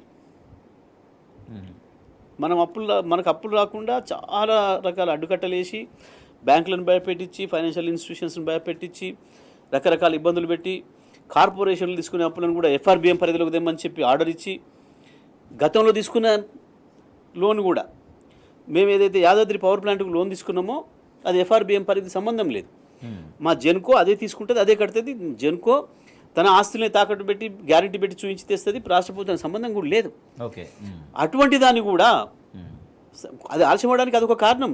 అలాంటివి కూడా జరిగాయా? అట్లాంటివి కూడా జరిగిందా? రేవంత్ మోడీ చేసిన పని అది. ఓకే, దాని తర్వాత మార్చేసి మీరు ట్రైపార్టైట్ అగ్రిమెంట్ చేయాలి, కేంద్ర ప్రభుత్వం రాష్ట్ర ప్రభుత్వం మీ జెన్కో సంస్థ అగ్రిమెంట్ చేస్తేనే రావాలి అని చెప్పి పైసలు రాకుండా ఆపిండు. దానివల్లనే ఆలస్యమైంది. అటువంటిది కూడా ఇవాళ ఎఫ్ఆర్బిఎం పరిధికి మించి ఈయనకు లోన్లు ఇప్పించేదానికి వెసులుబాటు కల్పించి బయటికి చూడయింది. లోపల వీళ్ళ ఒప్పందాలు వేరే ఉన్నాయి, స్పష్టంగా కనబడుతుంది. వాళ్ళు కాంగ్రెస్ పార్టీ వాళ్ళు అనుకుంటారు లోపల, ఆయన ఎప్పటికి మాతో ఉంటాడేం కాడన్న కొద్ది రోజుల కొరకు వచ్చిండు. కాంగ్రెస్ పార్టీని ఒక ఎస్పీవీగా వాడుకున్నాడు ఆయన అధికారంలో రావడానికి. ఎస్పీవీ అంటే స్పెషల్ పర్పస్ వెహికల్ అని అంటారు. అంటే ఏంది, మనం ఇప్పుడు ఈ హైదరాబాద్ రోడ్ల డెవలప్మెంట్ కొరకు ఒక కార్పొరేషన్ ఏర్పాటు చేసుకున్నాం, స్టేట్ రోడ్ డెవలప్మెంట్ కార్పొరేషన్ అని చెప్పి, స్ట్రాటజిక్ రోడ్ డెవలప్మెంట్ కార్పొరేషన్ అని చెప్పేసి. ఈ కార్పొరేషన్ ఇది సపరేట్ ఎంటిటీ. ఇప్పుడు జెన్కో ఎట్లనో అట్లనే కాలేషన్ ఇరిగేషన్ డెవలప్మెంట్ కార్పొరేషన్ ఎట్లనో ఏ రాష్ట్ర ప్రభుత్వాలైనా కార్పొరేషన్లు ఏర్పాటు చేసి వాటి కొన్ని ఆస్తులు సమకూర్చి ఆ ఆస్తుల్ని తనఖాగా పెట్టి లోన్లు తీసుకొస్తారు. అవి రాష్ట్ర ప్రభుత్వం యొక్క ఎఫ్ఆర్బిఎం పరిధిలోకి రావు. అట్లా ఈ అవకాశం తీసుకుంటారు. అంటే మళ్ళీ ఆ సంస్థలు చెల్లించుకుంటే ఓకే. ఈయన కూడా కాంగ్రెస్ పార్టీని అట్లాంటి ఒక ఎస్పీవీ లాగా స్పెషల్ పర్పస్ వెహికల్, అంటే ఈయన అధికారంలోకి రావడానికి కావాల్సిన ఒక ఏజెన్సీ లాగా వాడుకున్నాడు తప్ప ఈయనకు కాంగ్రెస్ పార్టీ డిఎన్ఏ లేదు, కాంగ్రెస్ పార్టీ మీద ప్రేమ లేదు, ఈయన ఉండడన్న మా దాంట్లో అని చెప్పి కాంగ్రెస్ పార్టీ వాళ్ళు చెప్తున్నారు. ఈ మాట చాలామంది మాట్లాడుతున్నారు. వాళ్ళకి మోడీతో ఈయనకు ఉండే అనుబంధం మీద చాలా రకాల అనుమానాలు ఉన్నాయి. అదానితో ఉన్న సంబంధాల మీద కూడా ఉన్నాయి ఈయన మీద. అవన్నీ కూడా జరుగుతున్నాయి. సో మొన్న స్వయంగా రాహుల్ గాంధీ ఒక మీటింగ్లో, గుజరాత్లో అనుకుంటా మీటింగ్లో ఉన్నారు, కాంగ్రెస్లో ఉంటూ బీజేపీకి పనిచేస్తున్నారు, బీజేపీ కోవట్లు కాంగ్రెస్లో ఉన్నారంటే చాలా ఆగ్రహంగా ఆయన రియాక్ట్ అయ్యారు. మరి బహుశా ఆ వార్తలు కూడా వచ్చినాయి, దాంట్లో ఈయన కూడా ఉన్నాడు అనే మాట కూడా అన్నారు. ఆయన ప్రవర్తన అయితే అట్లే కనబడుతుంది క్లియర్గా. అందుకే రాహుల్ టైం ఇస్తలేడు అని కూడా వార్తలు ఉన్నాయి. వాళ్ళు చెప్తున్నారు, కాంగ్రెస్ పార్టీ నాయకులు చెప్తున్నారు. ఇవన్నీ కూడా జరుగుతున్నాయి. ఈయన వాస్తవానికి దానికి సమర్థుడే, అందులో సందేహం ఏం లేదు. అటువంటి పనులు చేయడానికి చాలా సమర్థుడు. ఆ సమర్థత బాగుంది. ప్రజలకు కావాల్సిన పనులు చేయడానికి, ఇచ్చిన హామీలు నెరవేర్చడానికి లేకపోవచ్చు, కానీ అటువంటి సమర్థత చాలా బాగానే ఉంటుంది, అందులో సందేహం లేదు నాకు. రైట్. ఇక రాష్ట్ర అసెంబ్లీ బడ్జెట్ సమావేశాలు కొనసాగుతున్నాయి. దీంట్లో చెత్త వాగుడు తప్పించి మరోటి ప్రజలకు ఉపయోగకరంగా మాత్రం ఏమీ ఉండట్లేదన్నటువంటి చర్చ సాగుతోంది. ఇప్పటికి కూడా గత బీఆర్ఎస్ ప్రభుత్వాన్ని బదనం చేసుడే కార్యక్రమంగా సీఎం రేవంత్ రెడ్డి పెట్టుకున్నారు. ప్రజలకు ఉపయోగకరమైనటువంటి అంశాల గురించి మాత్రం ఆ రకంగా ఒక ప్రణాళిక ప్రకటించలేకపోతున్నారంటూ విమర్శలు వస్తాయి. గవర్నర్ ప్రసంగం అంతా కూడా కేవలం గాంధీ భవన్ స్క్రిప్ట్ లాగానే ఉందంటూ బీఆర్ఎస్ పార్టీ మొన్నటి నుంచి కూడా ఆక్షేపిస్తూ ఉంది. ఏమి 10 నెలల కాలంలో ప్రజలకు ఏమీ ఇవ్వకుండానే అంతా గప్పాలు కొట్టుకుంటుంది తప్పించి ఎటువంటి ప్రజలకు అందని పరిస్థితి ఏమీ అందలేదనేది బీఆర్ఎస్ పార్టీ చెప్తుంది. దాంతోపాటుగా సో ప్రజాగ్రహం ఇంత రిఫ్లెక్ట్ ఎందుకు అవుతుంది, సో ప్రజాగ్రహాన్ని చూపిస్తున్నటువంటి జర్నలిస్టుల పట్ల ముఖ్యమంత్రి వైఖరి ఎందుకు ఆ రకంగా ఉంది? జగదీష్ రెడ్డి గారు, ప్రజాగ్రహం ఎందుకు, ఆగ్రహాన్ని రిఫ్లెక్ట్ చేసినటువంటి జర్నలిస్టుల అరెస్టులు, వాళ్ళపైన తీవ్రమైన వ్యాఖ్యలు దేనికోసం? ఇవాళ ముఖ్యమంత్రి గారికి చాలా ఆగ్రహం వచ్చింది. ఎవరు పాపం ఎన్నికల కంటే ముందు ఆయనకు అత్యంత ఇష్టమైన సోషల్ మీడియా వారియర్లు, జర్నలిస్ట్ మిత్రుల మీద చాలా గొప్పగా మాట్లాడేది వాళ్ళ గురించి. ఎందుకు కారణం, ఇదే జర్నలిస్టులు అవ్వాల ఉన్నారు, ఇవాళ ఉన్నారు. అవ్వాల ఏదైనా కొంత మా ప్రభుత్వం యొక్క ఫెయిల్యూర్స్ కొన్ని ఏదైనా ఉంటే మంచి వచ్చేటో అవి చూపించే ప్రయత్నం చేసి ఉండొచ్చు. అవాళ గొప్ప కనపడ్డారు. ఇవాళ మళ్ళీ అదే జర్నలిస్టులు ఈ ప్రభుత్వం పైన ప్రజలకు ఉన్న ఆగ్రహాన్ని చూపిస్తున్నారు. అంతే కదా, సింపుల్. వాళ్ళకు ప్రజల యొక్క ఆలోచనలని, ప్రజల యొక్క ఆకాంక్షల్ని ప్రతిబింబించడం అనేది జర్నలిస్టుల డ్యూటీ. అది ప్రభుత్వం ఏదైనా కావచ్చు, ఒకసారి ఈ పార్టీ ఉంటుంది, ఇంకోసారి ఆ పార్టీ ఉంటుంది. అవును, జర్నలిస్టులు ఎప్పటికి కూడా వాళ్ళు ఆ పని చేస్తూనే ఉంటారు. ఇంతగా జర్నలిస్టులను వార్నింగ్లు ఇచ్చి భయపెట్టించిన వాళ్ళు ఎవరు కూడా లేరు ఇప్పటివరకు ఈ రాష్ట్రంలో, దేశంలో. అరెస్టులు వేసి ఉండొచ్చు, జైల్లో పెట్టి ఉండొచ్చు, ఇందిరాగాంధీ పీరియడ్లో ఎమర్జెన్సీలో పెట్టి ఉండొచ్చు, ఆ తర్వాత ఇప్పుడు అప్రకటిత ఎమర్జెన్సీ అమల్లో పెట్టిన మోడీ కూడా చేస్తున్నాడు. కొన్ని చోట్ల జర్నలిస్టులను ప్రైవేట్ గుణాలు పెట్టి చంపేయిస్తున్నారు. ఇవి జరుగుతున్నాయి కొన్ని. కానీ ఈ రకంగా ఇంత అహంకారపూరితంగా తొక్కేస్తా, బట్టలు ఇప్పేస్తా, ఇది వేస్తా జర్నలిస్టులను కూడా, ఇంతకుముందు కేవలం కేసీఆర్ను బీఆర్ఎస్ నాయకులు అనేది, ఇవాళ జర్నలిస్టులను కూడా తొక్కేస్తా, తాట తీస్తా, బట్టలు ఇప్పుతా, ఇది చేస్తా, అది చేస్తా అని పాపం చాలా ఆవేశపడ్డాడు. ఎందుకు? ప్రజలు వాళ్ళ ఆగ్రహాన్ని వ్యక్తం చేస్తున్నారు, అది మీడియాలో చూపిస్తున్నారు, టీవీలలో వస్తుంది, సోషల్ మీడియాలో కూడా పోతుంది, అంతటా కూడా జరుగుతుంది. అవును. అసలు ఈయన మాట్లాడాల్సింది, చూడాల్సింది ఏంది, ప్రజలు ఎందుకు అంత ఆగ్రహంగా ఉన్నారు అని చూడాలి. ఎందుకు ప్రజలంతా ధైర్యంగా మాట్లాడుతున్నారు? ఆయన అనుకుంటుండే ఇట్లా ఏందో నేను భయపెట్టినే జర్నలిస్టులు భయపడిపోతారు, సోషల్ మీడియా వారిలో భయపడిపోతారు, ప్రజలు కూడా భయపడిపోతారు అనుకుంటున్నట్టు అమాయకంగా. నువ్వు ఎంత అణిచివేయాలని చూస్తే అంత ఎదురు తిరుగుతారు ప్రజలు, అంత రిఫ్లెక్షన్ వస్తుంది. ఆ సంగతి తెలియదు ఈ మనిషికి. ఎందుకంటే చరిత్ర చదువుకున్నట్టు లేడు, చరిత్ర కూడా తెలియనట్టు పాపం. ఎవరిని భయపెట్టిస్తావు, ఎంతమందిని భయపెట్టిస్తావు? ఎందుకు నిజంగానే తను ఆలోచించుకోవాల్సిన విషయం ఏంటంటే, ఒక రైతు నన్ను గంతగానం తిట్టాల్సిన అవసరం ఏంది? ఒక ముఖ్యమంత్రిని పట్టుకుని ఒక రైతు గంతగానం ఎందుకు తిట్టాలి అనేది ఆలోచన చేసుకోవాలి. పదాలు ఏమైనా ఉపయోగించండి, సరే ఆయన ఒక రెండు పదాలు ఏదైనా ఉపయోగించకూడదు, ఉపయోగించింది అనుకుందాం. ఉపయోగించకూడదని మనం అనుకుంటున్నాం, ఇక్కడ కూర్చొని శానంగా మాట్లాడుకుంటున్నాం. కానీ ఆయన బాధ, ఆయన ఆక్రోశం ఆ మాటల్లో వెలగక్కిండు. కొన్ని పదాలు వాడకూడదు, అదే 100%. అక్కడికి ఆ అమ్మాయి అడుగుతుంటే కూడా కనిపించింది, మీరు ఇట్లా మాట్లాడకూడదు కదా, మీరు కరెక్ట్ కాదు అని కూడా. ఇంకొక సందర్భంలో కూడా చూసిన, హైదరాబాద్లో ఒక మహిళ మాట్లాడుతుంది, అరే మీరు ముఖ్యమంత్రి గారి నుంచి మాట్లాడుతున్నారు, మీరు ఈ మాట మీకు తెలుసా, ఇది తప్పని తెలుసా అని. తెలిసే మాట్లాడుతున్నా అని చెప్పింది ఆమె. నేను మాట్లాడేది ముఖ్యమంత్రి గురించే, తెలిసే మాట్లాడుతున్నా, పెట్టుకోమని జైలా. అంటే ఆ స్థాయి ఆక్రోశం ఉంది కాబట్టి ఆ రకంగా వచ్చేసింది. ప్రజల్లో ఉన్న కోపం యొక్క స్థాయిని తెలియజేస్తుంది, అంతే అంతే. ప్రభుత్వం మీద ఉన్న వ్యతిరేకత స్థాయిని తెలియజేస్తుంది. నువ్వు ఎక్కువ ఆశలు పెట్టినావు, ఎక్కువ మోసపోయారు. ఓకే, మోసపోయిన వాళ్ళ ఆక్రోశం, రైట్, సింపుల్ ఇది. ఇప్పుడు మీరు ఆయన ఒకటి ఆశ పెట్టి ఆయన కంచెలు ఒకటి తెచ్చుకున్నారు, ఏదో ఒకటి ఇస్తాను ఇంకోటి తెచ్చుకున్నారు. మీరు తెచ్చుకున్నారు కానీ ఆయనకి ఇవ్వాల్సింది ఇస్తలేరు, ఊకుంటాడా, వచ్చి గలబట్టడా? అంతే కదా. సింపుల్. సహనం నశిస్తే జరిగేది అదే, ప్రజలు అదే కదా, అంతే. ప్రజలు మనం నిరోధిస్తారు. ఓకే, భాష విషయంలో సరైనది కాదు, అందులో సందేహమే లేదు, అదే వేరే విషయం. కానీ మొత్తానికి మొత్తం అసలు జర్నలిస్ట్ అంటే ఎవడు, వాని లిస్ట్ కావాలి నాకు, జర్నలిస్ట్ సంఘాలకు వార్నింగ్ ఇస్తున్నా, లిస్టులు తెచ్చి మొత్తం సబ్మిట్ చేయ రేపు.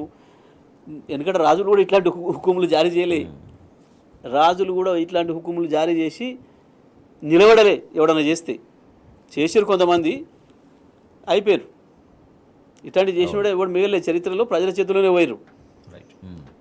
అదే తెలివి తక్కువతనంతో ఎందో అనుకుంటుండే అధికారం అంటే ఇట్లా ఏదంటే జరుగుతుంది, ఏదంటే చేస్తా, ఇక నేను చెప్పగానే పోలీసు వాళ్ళు ఇట్లా పోయి అట్లా పట్టుకొచ్చి లోపడేమంటే వేస్తారు అనుకుంటున్నాడు. ఒకటి రెండు జరుగుతాయేమో ప్రారంభంలో, కానీ మళ్ళీ ఒకసారి మొదలైతే ప్రజాగ్రహం, ప్రజా ఉద్యమం, అంతే కదా, మళ్ళీ తంగేలు పట్టాలి మనం కూడా. Right, okay. సో ఇది ఇట్లా ఉంటుంది జగదీష్ రెడ్డి గారు. ఇప్పుడు చాలా వరకు సాగునీళ్లకు ఇబ్బంది అవుతుంది, తాగునీళ్లకు ఇబ్బంది అవుతుంది. అంటే బీఆర్ఎస్ పార్టీ మొదటి నుంచి చెప్తూనే ఉంది, ఇది కాలం తెచ్చిన కరువు కాదు, కాంగ్రెస్ తెచ్చిన కరువు అని. సో ఎందుకు ఒక ప్రణాళిక అనేది ఎందుకు లేదు? అందులో డౌటే లేదు. ఇప్పుడు సింపుల్, ఇవాళ ఎస్ఆర్ఎస్పి ఫేజ్ 2 1972లో మొదలుపెట్టిండ్రు, 2020 వరకు నీళ్ళు ఇవ్వలే, రాలే అన్నాడు ఒక చుక్క నీళ్ళు. దాన్ని మొత్తం చూసిన తర్వాతనే కేసీఆర్ గారు కాళేశ్వరం కింద ప్రాజెక్ట్ కడితే తప్ప ఈ కరువు తీరదు, తెలంగాణ కరువు. ఎందుకంటే కృష్ణం మీద 3 రాష్ట్రాల పంచాయతీ ఉంటుంది. ఇంకొకటి, కృష్ణా చరిత్ర చూసినప్పుడు కొన్ని సందర్భాల్లో కృష్ణ మొత్తం ఎండిపోతుంది, జీవనదిగా ఉండటం లేదు. ఒకసారి పోతే వరుస 7 సంవత్సరాలు కూడా ఎండిపోయిన సందర్భాలు ఉన్నాయి చరిత్రలో. కానీ గోదావరి మాత్రం ఒక్కసారి కూడా ఎండిపోయిన చరిత్ర లేదు, జీవనదిగానే ఉంది. ఎప్పుడు ఎటువంటి కరువు వచ్చినా ఎండాకాలంలో కూడా రోజు 3000 క్యూసెక్ల నీళ్ళు పోయిన సందర్భం ఉంది. ప్రతి సంవత్సరం యావరేజ్లో 2000 టీఎంసీలు సముద్రానికి పోతున్నాయి, ఒక్కోసారి 4000 కూడా పోయిన సందర్భం ఉంది. ఇగో ఈ పాయింట్ అయితేనే మనకు కరెక్ట్. ప్రాణహిత కలిసిన తర్వాత గోదావరి నుంచి పట్టుకోవాలి అని చెప్పి ప్లాన్ చేసి అక్కడ కాళేశ్వరం దగ్గర, మేడిగడ్డ దగ్గరనేమో ఒక బరాజ్ కట్టిండ్రు, కన్నెపల్లి పంప్ హౌస్ పైన పెట్టి. ఇక ఈ కాళేశ్వరం అంటే అనేక ప్రాజెక్టులు, అనేక కాల్వలు, అనేక లిఫ్ట్లు, అనేక సొరంగాలతో కూడుకున్నది కాళేశ్వరం ప్రాజెక్టు. ఈ ఎస్ఆర్ఎస్పి ఫేజ్ 2 కాళేశ్వరం గట్టి కేసీఆర్ గారు ప్రారంభించిన తర్వాతనే ఎస్ఆర్ఎస్పి ఫేజ్ 2 రైతులను బతికిపోయినాం మేము. నేను కూడా ఆ రైతులు, నాకు బాగా గుర్తు, నాకు బాగా అనుబంధం. ఎంత అనుబంధం అంటే దాని ఫస్ట్ సర్వే 1972-73లో జరిగింది. అప్పుడు ఈ రాడార్ సర్వే లేక హెలికాప్టర్ ద్వారా వచ్చి సర్వే చేసుకుపోతారు. హెలికాప్టర్ కింది లెవెల్లో తిరిగి సర్వే చేసుకుపోతుంది. ఆ హెలికాప్టర్ కింది నుంచి వెళ్ళిపోతుంది మా ఊర్లో. నేను ఇంట్లో కురికి దాచుకున్నా హెలికాప్టర్ చప్పుడిని. ఎప్పటిదాకా దాచుకున్నా అంటే సాయంత్రం మా బాపు బావి దగ్గర నుంచి ఇంటికి వచ్చింది దానికి లోపటే ఉన్న రాలే ఘర్షణ నుంచి. మా బాపు వచ్చిన మాట వినపడ్డాక బయటకు వచ్చి మా బాపుతోని మాట చెప్పిన. బాపు వాళ్ళు నన్ను పట్టుకపోయేటోళ్ళు వచ్చిండ్రు, నేను వాళ్ళు దొరకలే దాచుకున్నా అని. ఎందుకు ఈ పట్టుకుపోయేటోళ్ళు ఎవరు అంటే బంగ్లా పాకిస్తాన్ యుద్ధం, అప్పుడు జరగదు, బంగ్లాదేశ్ వార్. అదే అదే. ఆ వార్ అప్పుడు ఊర్లలో బాగా ప్రచారాలు అయినాయి, మిలిటరీ వాళ్ళు వస్తారట, పిల్లలు పట్టుకపోతారట, మిలిటరీ ట్రైనింగ్ ఇస్తారట అని చెప్పి. సో ఇక వాళ్ళే అనుకున్నారు మీరు ఇక. ఆ యువకుల్ని మిలిటరీకి రమ్మని పిలిచిరు అప్పుడు. అదే అదే. పిలిస్తే ఏముండే అంటే అమ్మో యువకులు కనబడితే ఎత్తుకపోతురట అని చెప్పి బాల్ఖానా వండబెడుతుండ్రు కొంతమంది ఊళ్ళల్లో. ఇంటికి వస్తే వచ్చి వెతికి పట్టుకుపోతారని బాల్ఖానా వండబెడుతుండ్రు భయంతో. నేను వింటున్నా, చిన్నపిల్లని వింటున్న విలువలు అనుకున్నాయి. నేను కూడా అట్లనే అనుకొని దాచుకొని మా బాబుకి చెప్తే మా బాబు నవ్విండు. నవ్వి కాదు నాన్న, అది సర్వే చేస్తానికి వచ్చిండ్రు కాలువలు తవ్వటానికి అని చెప్పి చెప్పినప్పుడు ఆ జ్ఞాపకం మళ్ళీ నేను పెద్దగా అయిన తర్వాత మా బాబుని అడిగిన.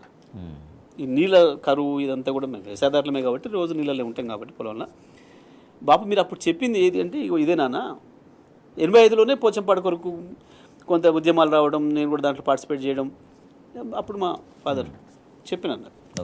గప్పుడు మొదలైన పోచంపాడు నేను ఉద్యమాలకు వచ్చి ఇవన్నీ జరిగిన తర్వాత కూడా రాలే. ఇంకో కారణం ఉంది నాకు, ఎందుకు ఇంత అనుబంధం ఉందని చెప్తాను నేను. ఎందుకు నాకు ఆ బాధ కలిగింది అదే అడగబోతున్నాను. ఎందుకు మీరు అంత భావోద్వేగానికి అది చూస్తుంటే ప్రతి ఒక్కరు కూడా చూడడానికి కూడా చాలా ఎమోషన్గా అనిపిస్తుంది. ఎందుకు అంత భావోద్వేగానికి గురయ్యారు? ఆ తర్వాత నేను కేసీఆర్ గారు ఎప్పుడైతే పిలుపునిచ్చిండో వెంటనే వచ్చి కేసీఆర్ గారిని కలిసిన, పార్టీ పెట్టక ముందే వచ్చి చెప్పిన, సార్ నేను అడ్వకేట్ను బట్ బేసికల్గా రైతును, నేను తెలంగాణ ఉద్యమం కొరకు మీతో కలిసి పనిచేస్తా, మొత్తం ఫుల్ టైం పనిచేస్తా, ఫుల్ టైం పనిచేస్తా నేను, నాకు వేరే ఏం లేదు తెలంగాణ రాష్ట్రం తప్ప, ఉద్యమం తప్ప నాకు అని చెప్పిపోయిన వారికి. ఊరికి పోయి నా చుట్టుపక్కల ఉండే రైతుల్ని, మాకుండే పాలేర్లు జీతగానే అంటారు ఊళ్ళల్లో, అందరినీ పిలిచి కూర్చోబెట్టి మీటింగ్ పెట్టి, అదే నేను తెలంగాణ ఉద్యమం కొరకు పోతున్నా, కేసీఆర్ సార్ అని ఆయన చంద్రశేఖరరావు గారని సిద్దిపేట ఎమ్మెల్యే పార్టీ పెడతానంటున్నారు, ఇక నేను తెలంగాణ వచ్చిందనక ఇటు రాను, తెలంగాణ వచ్చిన తర్వాత గోదావరి నీళ్ళు తీసుకున్నాకనే నేను మళ్ళీ ఊర్లోకి వస్తా, వ్యవసాయం చేస్తా, అప్పటిదనక ఈ భూమాతకు పొక్కలు పడడం నాకు ఇష్టం లేదు, అక్కర్లేని బోర్లు వేసి వేసి వేసి హింస పెట్టడం తప్ప నీళ్ళు రావు దాంట్లో, తిండి లేని తల్లి ఎట్లయితే పిల్లకు పాలియలేదు ఆ రకంగా భూమి అట్లా ఉంది, ఇప్పుడు నీళ్ళు లేవు కింద, కాబట్టి మనం బోర్లు వేసి ఉపయోగం లేదు, తెలంగాణ తీసుకొని గోదావరి నీళ్ళు తీసుకొని మళ్ళీ వచ్చి వ్యవసాయం చేస్తా అని చెప్పొచ్చిన. ఆ తర్వాత కోర్టుకు పోయినా, మిత్రులందరినీ మాట్లాడినా, ఇక నేను తెలంగాణ వచ్చినాక కోటేను అని చెప్పిన, వచ్చినాక సార్తోనే పని చేసిన. స్టిల్ ఇంకా మీరు ఎమోషన్ మళ్ళీ అదే ఎమోషన్ అవుతున్నారు, అది గుర్తురంగానే. ఆ తర్వాత సార్ని తీసుకుపోయి ఇల్లు వచ్చినప్పుడు ఆ గంగాహారతి ఇప్పించినాం. వరుసగా 4 సంవత్సరాలు అద్భుతంగా బ్రహ్మాండమైన పంటలు పండించుకున్నారు. ఎక్కడ కనుక భారతదేశంలోనే అత్యంత ఎక్కువ వరి పండించిన జిల్లాగా సూర్యాపేట జిల్లా రికార్డు, ఉమ్మడి జిల్లా మొత్తము, మళ్ళీ దాంట్లో పర్టికులర్గా సూర్యాపేట జిల్లా. గ్రేట్ అచీవ్మెంట్ అది. రైతులు మనం నమ్ముకున్నారు, బ్రహ్మాండంగా పొలాలు చేసుకున్నారు, వరి పొలాలు చేసుకున్నారు, రైట్. మొత్తం అదే నమ్మకం మీద ఈసారి కూడా పంటలు వేసుకున్నారు. పోయినసారి వేసారు, ప్రభుత్వం నీళ్ళు ఇస్తా అని చెప్పింది, అన్నందుకు వేసారు. నీళ్ళు ఇస్తానంటే వేస్తే నీళ్ళు ఇవ్వకుండా ఎండబెడుతున్నారు. మొన్న ఏమైంది, అది జరిగేటప్పుడు నేను పోగానే ఒక మహిళ వచ్చింది, ఊరికొచ్చిన కాలం ఏమో ఏడుస్తూ ఉంది, ఈ నీళ్లు రాక పొలం ఎండిపోయి మా ఆయన పిచ్చోడైపోయి పోయిండు, వారం అయిందయ్యా ఇంటికి రావట్లేడు, ఎక్కడ పోయిండో తెలిసిలేదు నేర్చింది. ఇక ఆ తర్వాత చాలా పెద్ద ఎత్తున మహిళలు వచ్చారు. అప్పటికి మీడియాకి ఇట్లా ఎవరు లేరు, సడన్గా పోయినా నేను అక్కడ. ఆ తర్వాత చాలా ఆలస్యంగా మీడియా మిత్రులు వచ్చారు అక్కడికి. సో ఆ సందర్భంలో నాకు అవన్నీ గుర్తొచ్చి కొంచెం అక్కడ బాధ అయింది. ఇవాళ ఆ కాళేశ్వరం అట్లనే ఉన్నది. అయితే నేను ఏ పొలంలో నిలబడ్డాను, ఆ రైతు వచ్చి గుర్తు చేసిండు, సార్ నేను ఈ మడిలో నిలబడి మీతో పంచాయతీ చేసిన, మీకు ఫోన్ చేసి నీళ్ళు బంద్ చేయమని, నీళ్ళు బంద్ చేయమని పంచాయతీ చేసిన, అట్లా పంచాయతీ చేసి బంద్ చేయించుకున్నా. నేను పొలం కోయడానికి నీళ్ళు బాగా నీళ్ళు ఉన్నాయి, మామూలు మిషన్తో కోయేస్తలేదు, చైన్ మిషన్ తేవాలంటే నాకు కష్టమైతే ఖర్చు ఎక్కువ అవుతుంది అని చెప్పి మీతో పంచాయతీ చేసినాను నేను. గట్ల నీళ్ళు ఇచ్చినావు ఇప్పుడు గిట్ల అయింది అని ఏడ్చాడు పాపం. వాళ్ళు ఇంకోటి కూడా గుర్తు చేశారు. నేను ఈ నీళ్ళ సంగతి వచ్చినప్పుడు ఎన్నికల ముందు పోయినప్పుడు వాళ్ళు నన్ను పదే పదే కింది నుంచి కృష్ణ నీళ్ళు ఆడించి సాగర్ నీళ్ళు పోతున్నాయి లిఫ్ట్ ఏమంటే నేను అది వద్దు, ఈ నీళ్ళే మనకు శాశ్వతమైనవి, గోదావరి నీళ్ళే తెస్తాం మీకు, మీరు ఇది కాకుండ్రి అని వాళ్ళు నమ్మించడానికి ఒక మాట చెప్పిన. నీళ్ళు ఇస్తా మీకు, నీళ్ళు తెస్తా మీకు, నీళ్ళు ఇస్తా, మీరు వద్దన దానిక ఇస్తా, ఎక్కడి దానిక అంటే మీ పొలాలు జాలి పట్టేదానిక, మీ పొలాల్లో జమ్మి మొలిసేదానికి ఇస్తా అని చెప్పిన. రికార్డ్స్ ఉన్నాయని అందరు గుర్తు చేశారు. అయ్యా నువ్వు వాళ్ళు చెప్పినావు, చాలు పట్టేదానికి ఇస్తా అన్నావు, జమ్మి బుట్టిస్తా అన్నావు, జమ్మి బుట్టి ఒక్కొక్క చెరువు కింద 50 ఎకరాలు ఖరాబ్ అయిపోయింది, కానీ మళ్ళీ అదే పొలాలు ఎండిపోయింది. ఎందుకు? ఒక్క కాళేశ్వరం కూలిపోయిందని వీళ్ళు చేసిన ప్రచారం ఏదైతే ఉందో దానితోని దుర్మార్గంగా ఇవాళ మేము నీళ్ళు ఇస్తే కాళేశ్వరం పోలేదు అని చెప్పి ప్రజలు అనుకుంటారు, మేము అబాస్ పాలవుతామని చెప్పి దుర్మార్గంగా వీళ్ళు చేసిన ప్రచారం. మీకు ఇంకొక విషయం కూడా గుర్తు చేయాలి ఈ సందర్భంగా, ఒక నిమిషం ఎక్కువ తీసుకొని అయినా సరే బట్టి విక్రమార్క సంగతి చెప్పాలి. ఒక్కసారి 2 సంవత్సరాల క్రితం ఒక రైతు తన మోటార్ ఎండిపోతే, ఏది బాగా అప్లో ఉంటుంది ఆయన భూమి చుట్టూ గోదావరి నీళ్ళు వస్తాయి, కానీ ఆయన మాత్రం మోటార్ ఉంటుంది, హైయెస్ట్ ప్లేస్ ఉంది కాబట్టి. మోటార్ ఎండిపోతే ఆయన 3-4 రోజులు పట్టించుకోలేదట, ఆ ఎకరం ఎండిపోయిందట.